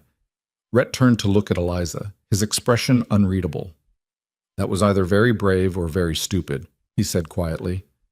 Can it be both? This time he did laugh, and some of the tension left his shoulders. Come on. Harrison's about to start the actual business part of this gathering, and we need to be there for it. The next 2 hours were some of the most exhausting of Eliza's life. Harrison gathered everyone in a large room set up like a meeting hall and proceeded to discuss railroad expansion, timber contracts, land deals, and a dozen other topics that Eliza barely understood. She sat beside Rhett, watching him navigate conversations with the skill of someone who'd been doing this for years, and realized just how little she actually knew about the man she'd married. He wasn't just a rancher. He was a player in a game much bigger than she'd imagined, dealing with men who controlled territories the size of small countries. And he held his own against all of them, never backing down, never showing weakness. It was impressive. It was also terrifying. By the time they left Harrison's estate, the sun was setting and Eliza's head was pounding from the effort of staying alert and appropriate for so many hours. She collapsed into the carriage seat with something approaching relief. You did well, Rhett said once they were moving. I feel like I was one wrong word away from disaster the entire time. That's because you were. But you didn't say that word, and that's what matters. He looked at her in the dim light of the carriage. The way you handled Morgan, that was smart. Diffusing the situation without backing down, making it about social propriety instead of weakness. I just didn't want him to goad you into doing something you'd regret. Like hitting him in front of everyone? Exactly like that. Rhett smiled grimly. I've wanted to hit Morgan for 2 years, but you're right. Today wasn't the day for it. They rode in silence for a while, the carriage swaying gently on the rough road. Eliza felt the adrenaline that had kept her sharp all day finally starting to drain away, leaving her exhausted and oddly emotional. You promised me answers, she said quietly. After the gathering. No more secrets. Rhett was quiet for so long she thought he might refuse. Then he nodded. Tomorrow, he said. I'll tell you everything, but not tonight. Tonight we both need rest. Tomorrow, she agreed. But when tomorrow came, it wouldn't bring answers. It would bring fire, blood, and the first real test of whether their partnership could survive what Eliza was about to learn. Eliza woke to the smell of smoke. For a confused moment, still caught between sleep and waking, she thought Rosa must have started the kitchen fires early. Then she realized the smell was wrong, too acrid, too thick, coming from the wrong direction entirely. She threw off the blankets and ran to the window. Orange light flickered against the darkness outside, not from the main house but from somewhere near the barns. Her heart kicked into a panicked rhythm as she fumbled for clothes, pulling on the first dress her hands found. The hallway was already chaos. Rhett was coming out of his room, half-dressed, his face hard with the kind of controlled fury that was somehow worse than shouting. Jack appeared at the top of the stairs, breathing hard. The mill, he said. It's burning. Rhett swore, a single vicious word, and took the stairs 3 at a time. Eliza followed without thinking, her bare feet loud on the wooden steps. By the time she reached the front door, Rhett was already outside, running toward the orange glow that had grown brighter in the second since she'd first seen it. The mill was fully engulfed. Flames climbed the wooden structure like living things, feeding on the dry timber and sawdust that must have been everywhere inside. Men were running from all directions, from the bunkhouse, from the barns, from the smaller cabins scattered around the property. Someone had organized a bucket line from the river, but Eliza could see even from here that it was useless. The fire was too big, too hot, too far gone. Get the horses out of the stable, Rhett was shouting, and move everything away from the main barn. If the wind shifts, we'll lose it too. Patrick appeared beside him, his face streaked with soot. It was set deliberately. I found oil cans near the foundation. Morgan, Jack said, his voice tight with rage. Probably, but we can't prove it. And right now I don't care. Rhett turned to scan the crowd of men. Danny, take Eliza back to the house. I can help, Eliza protested. You can get killed. Danny now. Danny materialized at her elbow, looking apologetic, and Eliza let him lead her away because arguing would only waste time Rhett didn't have. But she didn't go inside. She stood on the porch and watched the mill burn, watched the men fight a battle they'd already lost, and felt rage build in her chest so hot it rivaled the flames. This was Morgan's work. She knew it with absolute certainty, even without proof.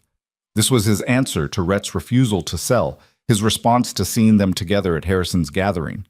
This was what happened when you stood up to powerful men who weren't used to being told no.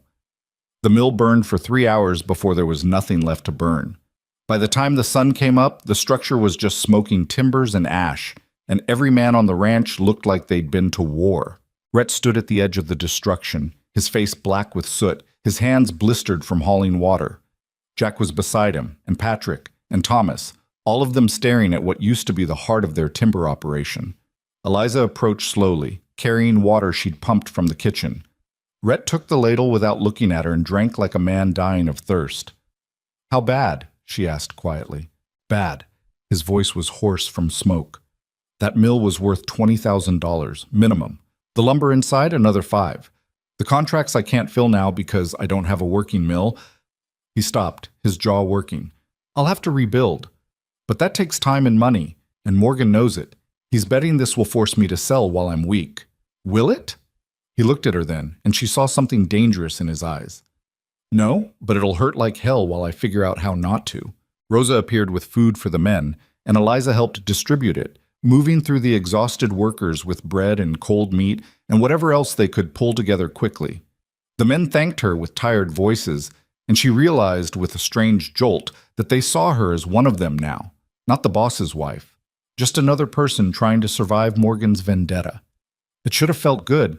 Instead, it just made her angrier. By mid-morning, Rhett had gathered his key men in the office. Eliza wasn't invited, but she stood outside the door anyway, listening through the gap he'd left open. "We file a claim with the territorial marshal," Jack was saying. "Show him the oil cans, the evidence of arson." "And Morgan will claim he had nothing to do with it," Patrick countered. "He's too smart to get his own hands dirty. It'll be some hired men we can't trace back to him." "So we do nothing?" Jack's frustration was obvious. "We do what we've always done." Rhett's voice was steady, but Eliza could hear the exhaustion underneath. "We rebuild. We absorb the loss. We don't give him the satisfaction of seeing us break." "That's not strategy. That's surrender." "No. Surrender is selling him what he wants. This is survival." There was more argument, voices rising and falling, but Eliza stopped listening. She walked away from the door and out of the house, needing air that didn't smell like smoke and defeat. She found herself at the remains of the mill without consciously deciding to go there. The heat had finally died down enough to approach, though the ground was still too hot to stand on for long. She picked her way around the perimeter, looking at the destruction, and her mind kept circling back to one thought. This was her fault, not directly. She hadn't set the fire. But Morgan had done this because of her. Because Rhett had married her, shown up at Harrison's gathering with a wife, proved he wasn't going anywhere. If she hadn't been here, if Rhett had stayed alone and vulnerable looking, maybe Morgan would have waited, would have tried different tactics. "Stop it." She turned to find Rhett standing behind her, his face still marked with soot, his eyes bloodshot from smoke. "Stop what?" "Blaming yourself. I can see it in your face. You don't know what I'm thinking." "Yes, I do. Because I'd be thinking the same thing if our positions were reversed." He moved closer, careful where he stepped. "But this isn't your fault. Morgan's been looking for an excuse to escalate for months. You're just the convenient reason he picked now instead of later." "That's supposed to make me feel better?" "It's supposed to make you understand that this was always going to happen. The only question was when." He rubbed his face, leaving new smudges. "I owe you an explanation. About all of it. That was supposed to happen today anyway, before—" He gestured at the ruins. "So, tell me." He looked at the destroyed mill for a long moment, then nodded. "Come on, not here." He led her to the river, to a spot upstream from the ranch buildings where the water ran clear and fast over smooth stones. They sat on a fallen log, and for a while Rhett just stared at the water like he was trying to find words in the current. "I wasn't always like this," he said finally. "Careful, paranoid, closed off." "What changed?" "I fell in love with the wrong woman."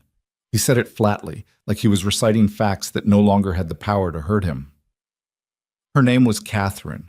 I met her in Denver 5 years ago when I was just starting to make real money from the ranch. She was beautiful, smart, and she seemed genuinely interested in what I was building out here." Eliza stayed quiet, letting him talk. "I told her everything, every plan, every asset, every vulnerability. I was young and stupid and in love, and I thought that meant trust." His hands clenched. "She was working with a man named Davis. He owned a competing operation and wanted my water rights. Catherine was supposed to get me to sign them over, or at least get enough information that Davis could force me to sell. What happened? I found out before she could finish the job. Found letters between them, detailing the whole scheme. His voice was bitter. Davis tried to kill me when he realized I knew. Hired men to ambush me on a supply run. I survived. Barely. Jack was with me. That's how we became friends. He saved my life that day. And Catherine? Gone. Disappeared the same day I found the letters. I never saw her again. He picked up a stone and threw it into the water. After that, I learned to keep secrets, to hide the true extent of what I had, to present myself as barely surviving instead of thriving, because letting people see weakness is safer than letting them see strength. Until you couldn't hide anymore. Until the ranch got too big to hide completely, and Morgan started circling like a shark who smells blood. Rhett turned to look at her. I needed a wife because unmarried successful men out here are either targets or suspects. They're assumed to be criminals or perverts or too unstable to build something lasting. Marriage makes you legitimate, respectable, harder to displace. So you used me, yes. He didn't flinch from it, but I also chose carefully. I could have married anyone, some desperate widow, some town girl looking for security, but I chose you. Why? Because I watched you for 3 days before I came to your door. Watched you run that farm almost single-handedly, fight with Garrett without backing down, care for your father even when it was clearly killing you to watch him die. His eyes were steady on hers. I chose you because you were strong enough to survive this place, and because I thought maybe you might be strong enough to stand beside me when things got hard. Like now. Like now. Eliza absorbed this, trying to separate her anger at being used from her understanding of why he'd done it. You still should have told me the truth from the beginning. You're right, I should have, but I've spent 5 years learning that trust gets you killed, and I couldn't just turn that off because I needed a wife. He stood, brushing dirt from his pants. I know that's not good enough, but it's the truth. She stood too, facing him. What happens now? With Morgan? With the mill? With all of it? Now we fight. We rebuild. We prove we're not going anywhere. His expression hardened. And we find a way to make Morgan regret ever setting foot on this property. How? I don't know yet, but I'll figure it out. They walked back to the ranch in silence, and Eliza felt the weight of everything settling onto her shoulders. This wasn't temporary anymore. This wasn't just 6 months of playing house until she could take her money and leave. This was real. The danger, the stakes, the consequences of the choice she'd made back in Cedar Bluff when she'd had no other options. The question was whether she was willing to fight for something that had started as a transaction. Whether she could stand beside this complicated, damaged man and help him defend what he'd built. She didn't have an answer yet, but she had 3 months left on the contract, and a lot could happen in 3 months. The next week was brutal. Rhett barely slept, spending every waking hour either meeting with men about rebuilding the mill or riding out to meet with the territorial marshal about the arson. The marshal came, looked at the evidence, took statements, and left with promises to investigate that everyone knew meant nothing. Morgan was too careful, too connected, too good at covering his tracks. Eliza threw herself into ranch work with an intensity that surprised even Rosa. She helped in the kitchen, managed supply inventories, even started learning the bookkeeping because Rhett was too exhausted to keep up with it himself. It felt good to be useful, to have a purpose beyond just being a decorative wife. But the tension was building. She could feel it in the way the men moved around the property, always watching the horizon, always armed. Jack had doubled the night guards, and Patrick had started sleeping in the barn nearest the road, just in case. The second attack came 8 days after the fire. This time, it was the cattle. Someone drove 30 head through a cut fence in the middle of the night, scattering them across Morgan's land. By the time the ranch hands discovered it in the morning, half the cattle had been shot by Morgan's men, claimed as trespassers on Morgan's property. Rhett rode to Morgan's ranch that same day, and Eliza insisted on going with him. "This is going to get ugly," Rhett warned. "Good. I want to see his face when you confront him." Jack came with them, along with Patrick and 4 other men, all armed. They rode in formation, deliberate and unmistakable, and Eliza felt her heart hammering the entire way. Morgan's ranch was smaller than Rhett's, but meaner. The buildings looked functional but graceless, built for efficiency rather than permanence.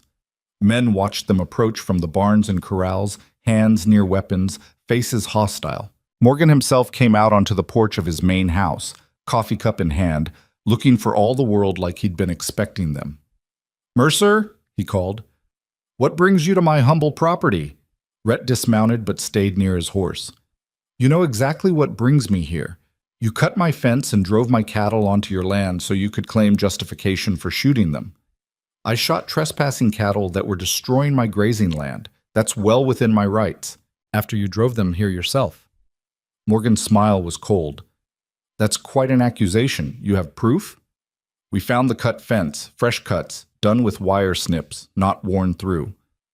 "Fences break, cattle wander? That's not my problem." Morgan took a sip of his coffee. "Although I'd be happy to discuss compensation. For the damage to my land, of course." Rhett's hand moved toward his gun, and Eliza saw Morgan's men tense in response.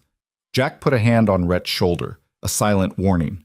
"This isn't over," Rhett said, his voice low and dangerous. "No," Morgan agreed. "It's not. But it could be. Sell me the water rights, Mercer. End this now, before more accidents happen." "Go to hell," Morgan's expression hardened. "Careful. You've got a pretty wife now. Accidents can happen to anyone." Eliza felt ice run down her spine. Rhett went absolutely still, the kind of stillness that comes before violence. "If you touch her," Rhett said quietly, "I will kill you. Not hire someone to do it, not arrange an accident. I will put a bullet in your head myself and answer for it in front of a judge if I have to." "Is that a threat?" "It's a promise." For a long moment the two men stared at each other, and Eliza held her breath, certain this was about to end in bloodshed. Then Morgan laughed, a harsh, ugly sound. "Get off my property, Mercer, and take your loyal little band with you." They rode back in tense silence. Eliza's hands were shaking on the reins, adrenaline and rage making her clumsy. When they finally reached the ranch, Rhett practically dragged her into the house, into his office, and closed the door. "That was stupid," he said, rounding on her. "You shouldn't have come." "I wanted to see—" "You wanted to see a man threaten your life? Congratulations. Now you know exactly how dangerous he is." Rhett paced the small room like a caged animal. "He's escalating. The fire was property. The cattle was money. But threatening you, that's personal." "So what do we do?" "I don't know." He stopped pacing, running his hands through his hair. "Every option I have is bad. If I retaliate, I start a range war that could get people killed. If I don't, he keeps pushing until I break or sell. And if I involve the law, they'll side with him because he's got more money and more connections than I do." Eliza watched him struggle with it, watched the frustration and fear and fury play across his face, and made a decision. "Then we beat him at his own game." Rhett looked at her. "What?" "He's using leverage. Threats, sabotage, pressure. So we find leverage of our own, something that makes him back off without us having to fire a single shot." "There is no leverage. The man's practically untouchable." "Nobody's untouchable." Eliza moved to the desk, where papers were still scattered from Rhett's earlier work. "You said he wants your land because his water is bad, but he's still running an operation. How?" "He buys water rights from smaller ranchers upstream, pays them a premium for access. So he's dependent on them. What happens if they stop selling to him?" Rhett's expression shifted, understanding dawning. "He'd be forced to negotiate, or drill deeper wells, which would cost him a fortune." "Can we talk to those ranchers? Offer them something better than what Morgan's paying?" "Maybe, but it would take time and money I'm not sure I have right now with the mill gone." "Then we find another way."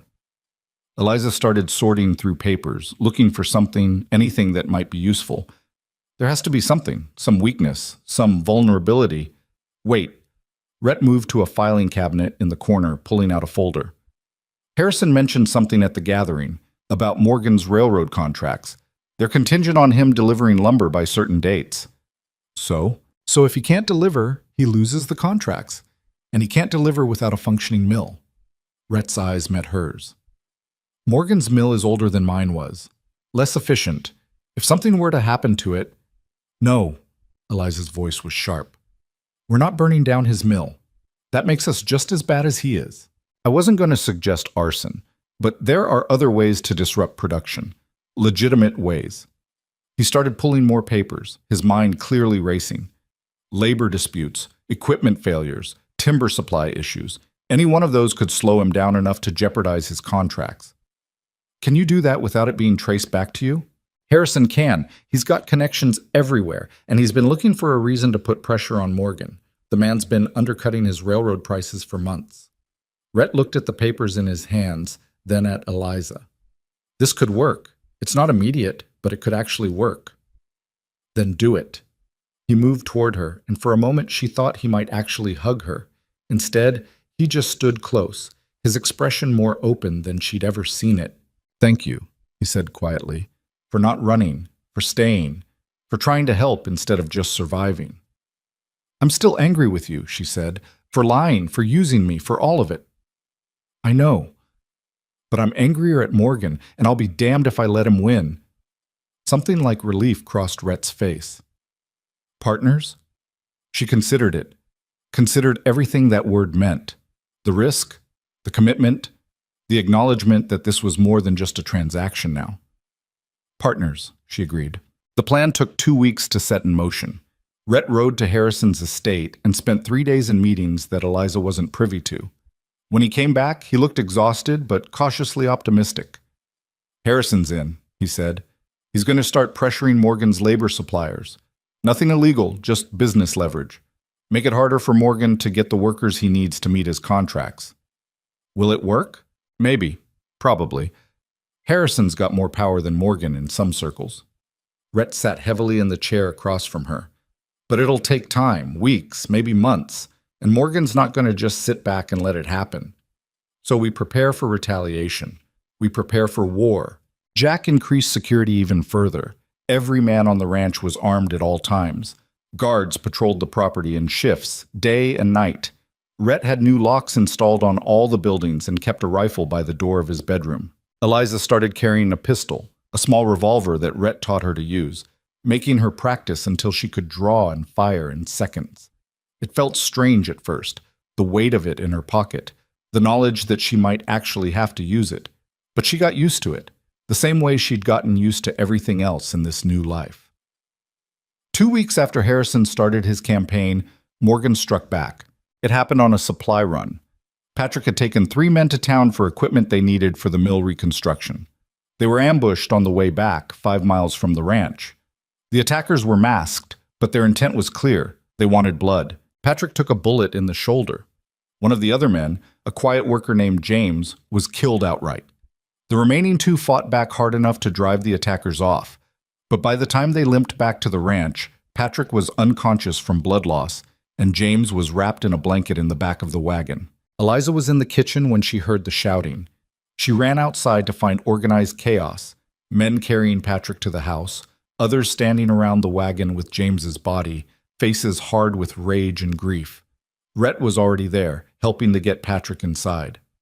"Get Rosa," he barked when he saw Eliza, "and send someone for the doctor." She ran to obey, her heart hammering. Rosa took one look at Patrick's wound and immediately took charge, barking orders for hot water, clean cloth, whiskey for the pain. The doctor was 2 hours away, and Patrick was bleeding badly. "Can you help?" Eliza asked Rosa desperately.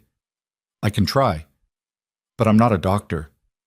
Rosa's hands were already working, tearing away Patrick's blood-soaked shirt.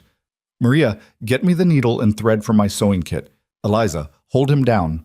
What followed was the longest 2 hours of Eliza's life. Patrick drifted in and out of consciousness while Rosa worked to dig the bullet out and stitch the wound closed. He screamed when he was awake, thrashed when he wasn't, and Eliza held him down with strength she didn't know she had, whispering reassurances she didn't believe. By the time the doctor arrived, Rosa had done what she could. The doctor examined her work, nodded approvingly, and gave Patrick something for the pain that finally let him sleep. "He'll live," the doctor said. "Your housekeeper did good work. Another hour without treatment, and he might not have made it." Eliza found Rhett outside, standing over James's body with Jack and several other men. Their faces were grim, and she could see the calculations happening behind their eyes, weighing response against consequence, anger against strategy. "We bury him tomorrow," Rhett was saying, "and we send word to his family. They get his wages for the next 6 months, no questions asked." "And Morgan?" Jack's voice was hard. We can't prove it was him. Everyone knows it was him. Knowing and proving are different things. Rhett's jaw was tight. We retaliate now. We give him exactly what he wants. An excuse to come at us with everything he has. So we do nothing? James is dead. Patrick nearly joined him. And we're supposed to just accept it? No, we're supposed to be smart. Rhett turned to face his men. Harrison's pressure is working. I got word yesterday that Morgan's missing his contract deadlines. He's starting to hurt financially. If we're patient, if we hold steady, we can break him without losing anyone else. And if he strikes again before that happens, then we make sure we're ready to hit back so hard he doesn't get up. The men dispersed slowly, unsatisfied but willing to follow Rhett's lead. Eliza approached him once they were alone. Are you all right? She asked. No. He didn't pretend otherwise. A man died today because of me. Because I won't sell land to a bastard who thinks he can take whatever he wants. A man died because Morgan sent people to kill him. That's not your fault, isn't it? Rhett's eyes were haunted. I chose this fight. I could have sold, could have walked away, could have avoided all of this. And then what? Let Morgan win? Let him think he can terrorize people into submission? Eliza stepped closer. You're fighting for something that matters. For your land, your livelihood, your people. That's not wrong. It is if it gets more of them killed. She didn't have an answer to that, just stood with him in the fading light, surrounded by the evidence of how far Morgan was willing to go, and felt the weight of what they were up against settle even heavier on her shoulders. That night, she couldn't sleep. Every sound made her jump, every shadow seemed threatening. She finally gave up around midnight and went downstairs thinking tea might help. She found Rhett in the office, working by lamplight, papers scattered across the desk. Can't sleep either? He asked without looking up. No. There's whiskey in the cabinet if you want it. She poured herself a small glass and sat in the chair across from him. They sat in silence for a while, the only sound the scratch of his pen on paper and the occasional pop from the lamp. I'm scared, she said finally. Good. Fear keeps you careful. That's not comforting. It's not meant to be. It's meant to be true. He set down his pen and looked at her. I'm scared too, if that helps. Scared for you, for the men who work for me, for what happens if I can't hold this together. What do you need? I need Morgan to make a mistake, something big enough that I can use against him publicly, something Harrison can't ignore, and the territorial authorities can't sweep under the rug. He rubbed his eyes. But men like Morgan don't make mistakes. They're too careful, too practiced. Everyone makes mistakes eventually. Maybe, but how many people do I lose waiting for that mistake to happen? Eliza had no answer, just sipped her whiskey and watched him work, and tried not to think about the fact that she'd gone from fighting to keep her father's 40 acres to fighting to defend an empire she still barely understood. But somewhere in the past months, this place had become hers. These people had become hers. And Rhett, complicated, damaged, infuriating Rhett, had become something she wasn't ready to name but couldn't deny. She was in this now. Not for 6 months, not for money, but because walking away would feel like abandoning something worth fighting for. The question was whether they'd survive long enough for that fight to matter. Morgan's mistake came 3 weeks later, and it was spectacular. He got greedy. Harrison sent word on a cold November morning that Morgan had been caught bribing a territorial land surveyor to falsify boundary reports, trying to claim an additional 200 acres that legally belonged to a widow named Mrs. Chen, who'd been too scared to fight him. The surveyor, facing prison time, had confessed everything in exchange for leniency, and the documentation was irrefutable. Rhett read Harrison's letter twice, then handed it to Eliza without a word. This is it, she said, scanning the details. This is what you needed. It's what we all needed. Rhett was already moving toward the door. Jack, get the men ready. We're riding to the marshal's office. Within an hour, they had a group assembled. Rhett, Jack, Patrick, with his arm still in a sling, and 6 other men who'd been with the ranch long enough to be trusted completely. Eliza watched them prepare to leave, checking weapons and supplies, and made a decision. I'm coming with you, she said. Rhett turned to her, his expression immediately resistant. Eliza, don't. I've earned the right to see this through. She met his eyes steadily. And you said it yourself. We're partners. That means I don't sit home while you finish the fight. He looked like he wanted to argue, but Patrick spoke up first. She's right, boss. And honestly, having her there makes a statement. Shows Morgan he didn't just fail, he failed in front of the woman he threatened. Rhett's jaw worked, but he nodded. Fine, but you stay close to me. No exceptions. The ride to the territorial marshal's office took most of the day. The office was located in a town called Ridgeway, bigger than Cedar Bluff, but still rough around the edges. The kind of place where justice was negotiable depending on who had more money or influence. The marshal himself was a heavy-set man named Burton, who looked perpetually tired, like enforcing law in this territory was slowly grinding him down. "Mercer," he said when they walked in, "I wondered when you'd show up. Harrison already sent me the surveyor's confession." "And?" Rhett's voice was controlled, but Eliza could hear the tension underneath. "And it's damning. Morgan's looking at fraud charges, possibly more depending on what else we find once we start digging." Burton leaned back in his chair. "Problem is, arresting a man like Morgan isn't simple. He's got friends, resources, lawyers. This is going to be a fight. Then we fight." Rhett set Harrison's letter on the desk. "But we do it now, before he has time to cover his tracks or intimidate more witnesses." Burton studied the letter, then looked at the group of armed men standing in his office. "You planning on starting a range war if I say no?" "I'm planning on getting justice for a dead man and everyone else Morgan's hurt." Rhett's voice was hard. "You can either help with that, or you can explain to the territorial governor why you let a criminal operate freely because it was too much trouble to arrest him." "You threatening me, Mercer?" "I'm giving you an opportunity to do your job. What you do with it is up to you." Burton was quiet for a long moment, then sighed. "All right, I'll issue a warrant, but I'm going to need you and your men to back me up when I serve it. Morgan won't come quietly." "We'll be there." They rode to Morgan's ranch at sunset, a group of 15 men including the marshal and 2 deputies. Eliza's heart was hammering the entire way, the pistol in her pocket feeling both too heavy and not heavy enough. This could go wrong in a dozen different ways, and all of them ended in blood. Morgan's men saw them coming and formed a defensive line in front of the main house. Morgan himself emerged onto the porch, and even from a distance, Eliza could see the calculation in his eyes. "Marshal," he called, "what brings you to my property with such an impressive escort?" "You know why I'm here, Morgan." Burton held up the warrant. "You're under arrest for fraud, bribery, and conspiracy. You can come peacefully, or we can do this the hard way." "That's quite an accusation. Based on what evidence?" "Based on a signed confession from the surveyor you bribed. Based on falsified documents with your handwriting on them. Based on testimony from Mrs. Chen and 3 other landowners you tried to cheat." Burton's voice was steady. "You're done, Morgan. The only question is whether anyone else gets hurt when we take you in." Morgan's hand drifted toward the gun at his hip, and Eliza saw every man on both sides tense. This was the moment, the point where pride and desperation could turn this into a massacre. "You touch that gun," Rhett said quietly, "and my men will cut you down before it clears the holster. Is your pride worth dying for?" For a long moment, nobody moved. Then Morgan looked past Burton, past the deputies, and his eyes found Eliza. Something ugly twisted in his expression. "You think you've won," he said. "You think marrying some desperate girl and playing house makes you legitimate. But everyone knows the truth, Mercer. You're just as much a fraud as you claim I am." "Maybe," Rhett said, "but I'm a fraud with a legal wife, a working ranch, and enough friends to see justice done.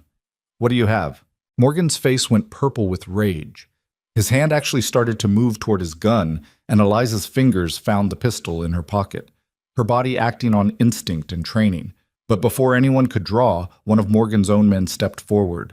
"Boss," the man said quietly, "it's over. Let it go." The betrayal on Morgan's face was almost painful to watch. He looked at his man, then at the warrant in Burton's hand, then at the overwhelming force arrayed against him. Slowly, his hand moved away from his gun. "This isn't finished," he said. "Yeah," Rhett replied, "it is." Burton and his deputies moved forward to take Morgan into custody. His men stood down, some looking relieved, others angry, but unwilling to die for a boss who'd just been proven a criminal. As they led Morgan away in chains, he looked back at Rhett one last time. "Everything you built is on sand, Mercer. Someday it'll all come down." "Maybe, but not today." They watched Burton's group ride away with their prisoner, and Eliza felt something unknot in her chest that she hadn't realized was there. It wasn't over. There would be trials, legal battles, probably more trouble down the road. But Morgan was contained. The immediate threat was neutralized. "We should go," Jack said quietly, before his men changed their minds about letting us leave peacefully. The ride back to the ranch was quieter than the ride out. Men who'd been wound tight with tension for weeks were finally allowing themselves to relax, talking in low voices about what would happen next, how long Morgan would be in jail, whether his operation would collapse without him. Eliza rode beside Rhett in silence, watching the sun disappear behind the mountains and turn the sky into layers of purple and gold. She thought about the woman who'd arrived here months ago, desperate and angry and completely unprepared for what this life would demand. That woman felt like a stranger now. "You're quiet," Rhett said. "Just thinking." About how different everything is from what I expected." She glanced at him. "When you showed up at my door with that offer, I thought I was trading one kind of survival for another. I didn't expect to actually care what happened here. And now? Now I'm realizing that caring might have been the point all along." She said it lightly, but the truth underneath wasn't light at all. "You chose me because you thought I could survive this place. But I think maybe you also chose me because you needed someone who would choose to stay. Not because they had to, but because they wanted to." Rhett was quiet for a long time. Then, "The 6 months are almost up. Another 2 weeks and you can leave if you want. Take the money I promised and start over somewhere else." "I know. Are you going to?" Eliza looked at the valley opening up below them as they crested the final ridge before home. The ranch spread out in the fading light, smoke rising from chimneys, lights beginning to appear in windows. It was beautiful in a harsh, unforgiving way, like Rhett himself. "No," she said, "I'm not going anywhere." She heard him exhale, a sound that might have been relief. "Why not?" "Because somewhere between the fire and the ambush and Morgan's arrest, this stopped being your fight and started being ours." She met his eyes. "And because I've spent my whole life on the edge of losing everything. At least here, when I fight to keep it, I'm fighting for something worth having. It won't get easier. There will always be another Morgan, another threat, another crisis." "I know, but there will also be this." She gestured at the valley. "People who depend on us, work that matters, a chance to build something that lasts longer than we do." "That's not what you signed up for." "No, but it's what I'm choosing now." She smiled slightly. "Besides, someone needs to keep you from getting killed by your own stubbornness. Might as well be me." He laughed, a real laugh, rare and genuine. "I'm not sure whether to be insulted or grateful. Be both. I usually am when it comes to you." They rode the rest of the way home in companionable silence, and when they reached the barn, Danny was waiting to take their horses with a grin that said news of Morgan's arrest had already spread through the ranch. "Is it true?" he asked. "They really arrested him?" "They really did," Rhett confirmed. "That's the best thing I've heard in months." Danny's grin widened. "Rosa's making a celebration dinner. She said to tell you both to clean up before you come down because you look like you've been rolling in dirt." Inside the house, the mood was lighter than Eliza had seen it in weeks.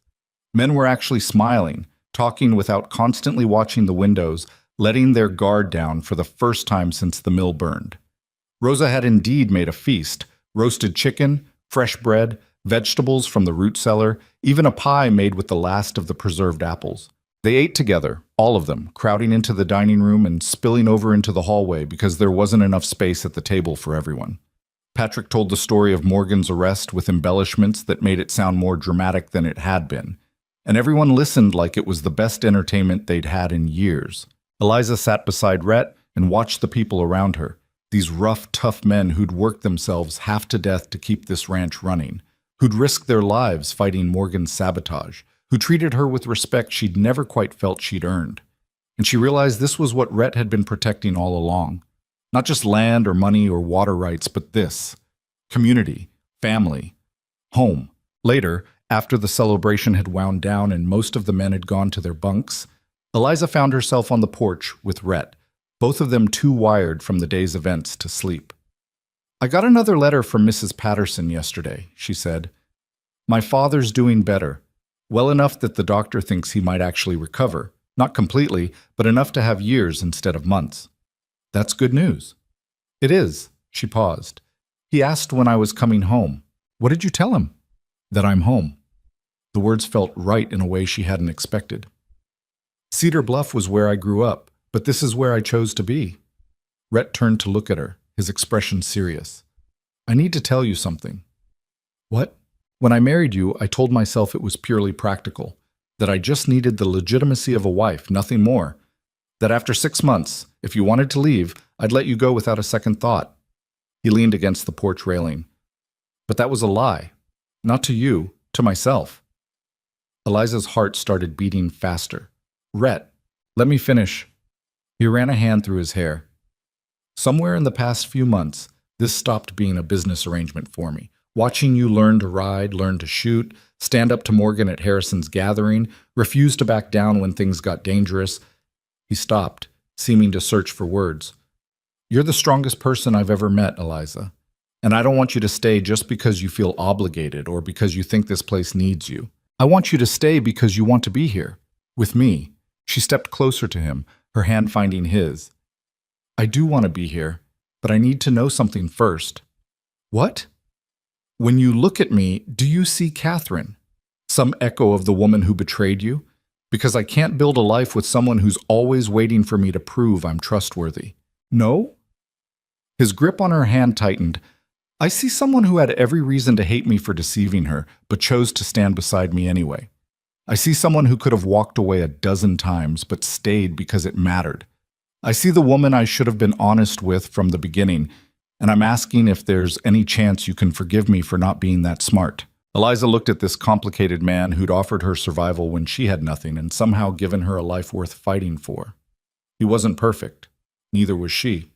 But maybe that was the point, that they'd both been broken by circumstance and betrayal and loss, and they'd found a way to be broken together in a way that felt almost whole. I forgive you, she said, on one condition. Name it. No more secrets, no more hiding. If we're doing this, really doing this, then we do it honestly, even when it's hard. Especially when it's hard, he agreed. He pulled her closer, and she let him, her body fitting against his in a way that felt natural despite months of careful distance. When he kissed her, it wasn't the desperate passion of romance novels or the cold transaction of their wedding day. It was something quieter, more real, a promise that they were choosing this, choosing each other with eyes wide open to all the complications that choice entailed. So, he said when they finally pulled apart, does this mean you're staying? It means I'm staying, she confirmed. But I have conditions. Of course you do. I want to be involved in the ranch decisions. Really involved, not just consulted when you feel like it. Done. And I want to bring my father here when he's well enough to travel. He can't work the farm anymore, but he shouldn't have to die alone either. The house has plenty of room. He's welcome. And I want to start a school for the workers' children and any other families in the area who need it. Rosa's been teaching Maria to read, but she needs help, and there are at least 6 other children on this ranch who deserve an education. Rhett smiled. Anything else? I want a real wedding, not a courthouse transaction with a bored clerk. Something that means we're choosing this, not just completing a contract. I can arrange that. He kissed her forehead. Though I should warn you, I'm not very good at romance. I don't need romance. I need partnership. Everything else we can figure out as we go. Deal. They stood on the porch together, watching the stars come out over the valley, and Eliza felt something settle in her chest that she eventually recognized as peace, not the absence of struggle. There would always be struggles out here, always be challenges and threats and things that needed fighting for. But the certainty that whatever came next, she wouldn't face it alone. The wedding happened 6 weeks later, on a clear December day when the mountains were white with fresh snow and the valley was quiet under winter's grip. Not a courthouse affair this time, but a real ceremony in the ranch's main hall with everyone who worked there in attendance, plus Harrison and his wife, Mrs. Chen and her family, and even Burton the marshal, who'd apparently developed a grudging respect for Rhett after Morgan's arrest. Eliza's father made the journey from Cedar Bluff, thin and still weak, but alive in a way the doctors had said was impossible.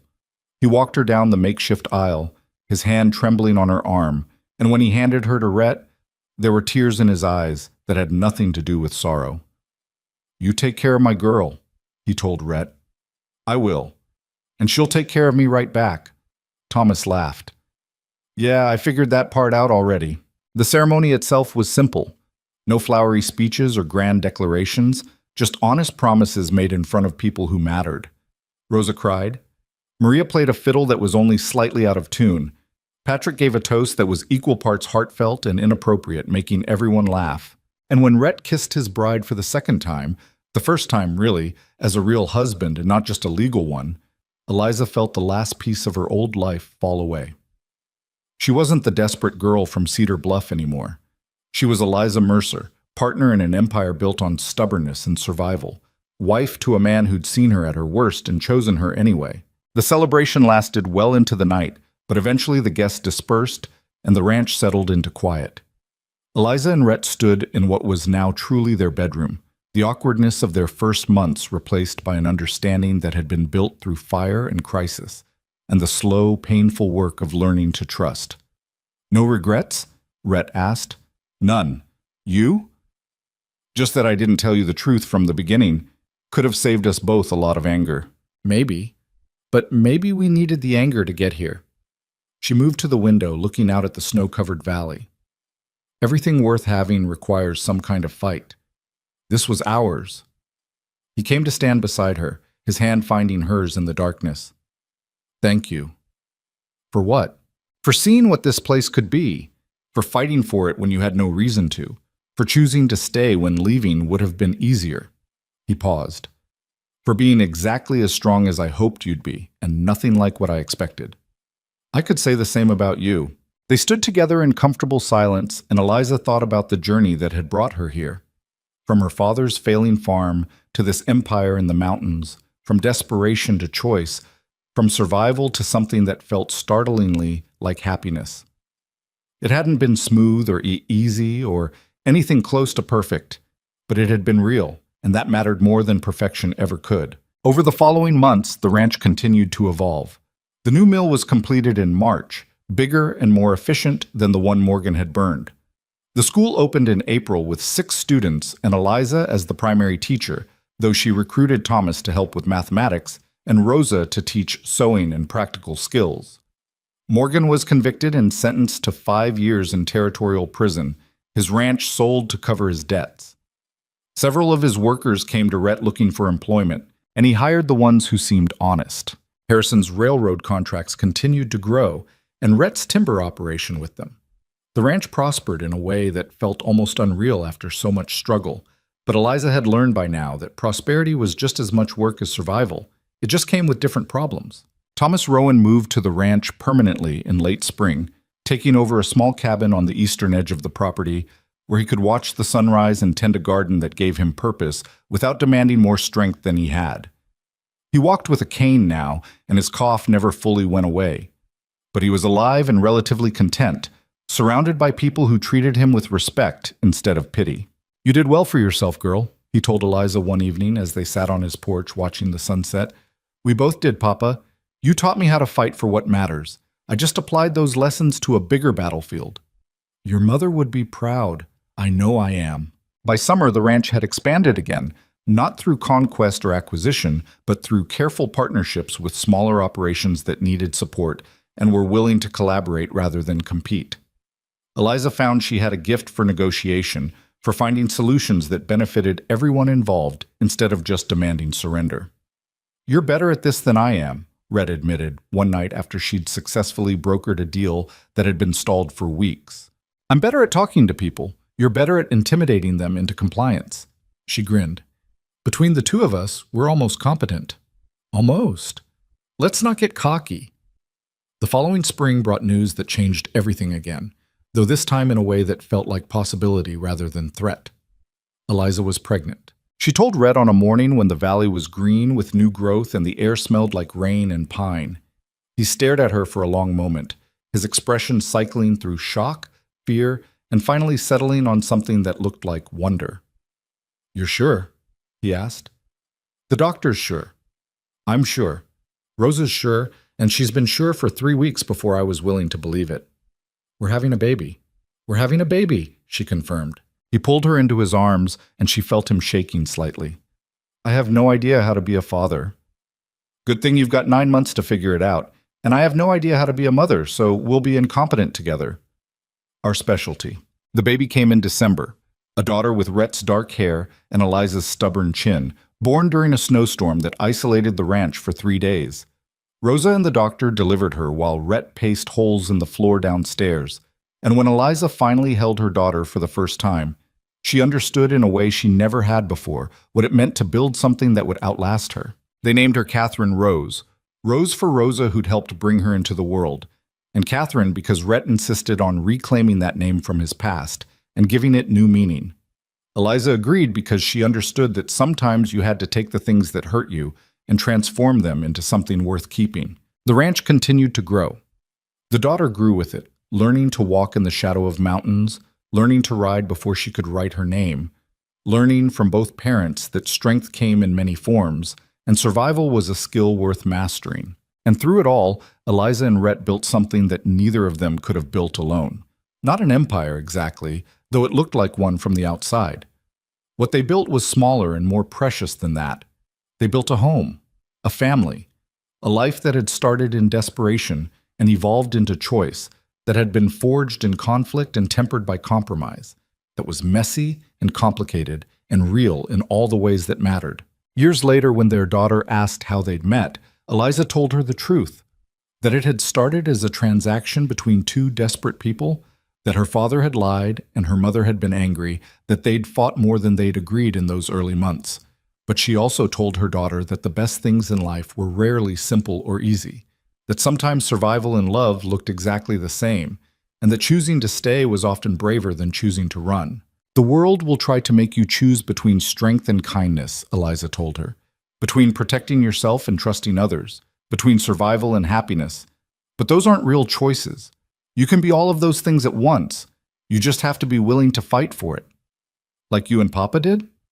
Exactly like that. And standing on the porch of the house they'd defended and expanded and filled with life, watching her daughter chase chickens across the yard while Rhett argued with Jack about timber contracts and Thomas dozed in the sun, Eliza realized that the desperate girl who'd married a stranger to save her father's farm had gotten exactly what she'd asked for, even if it looked nothing like what she'd expected. She'd asked for survival. What she'd received was a life worth living, built not on certainty or comfort, but on the stubborn refusal to give up when things got hard, on the willingness to trust even after betrayal, on the understanding that the strongest foundations were the ones built through struggle. It wasn't a fairy tale. It was better than that. It was real.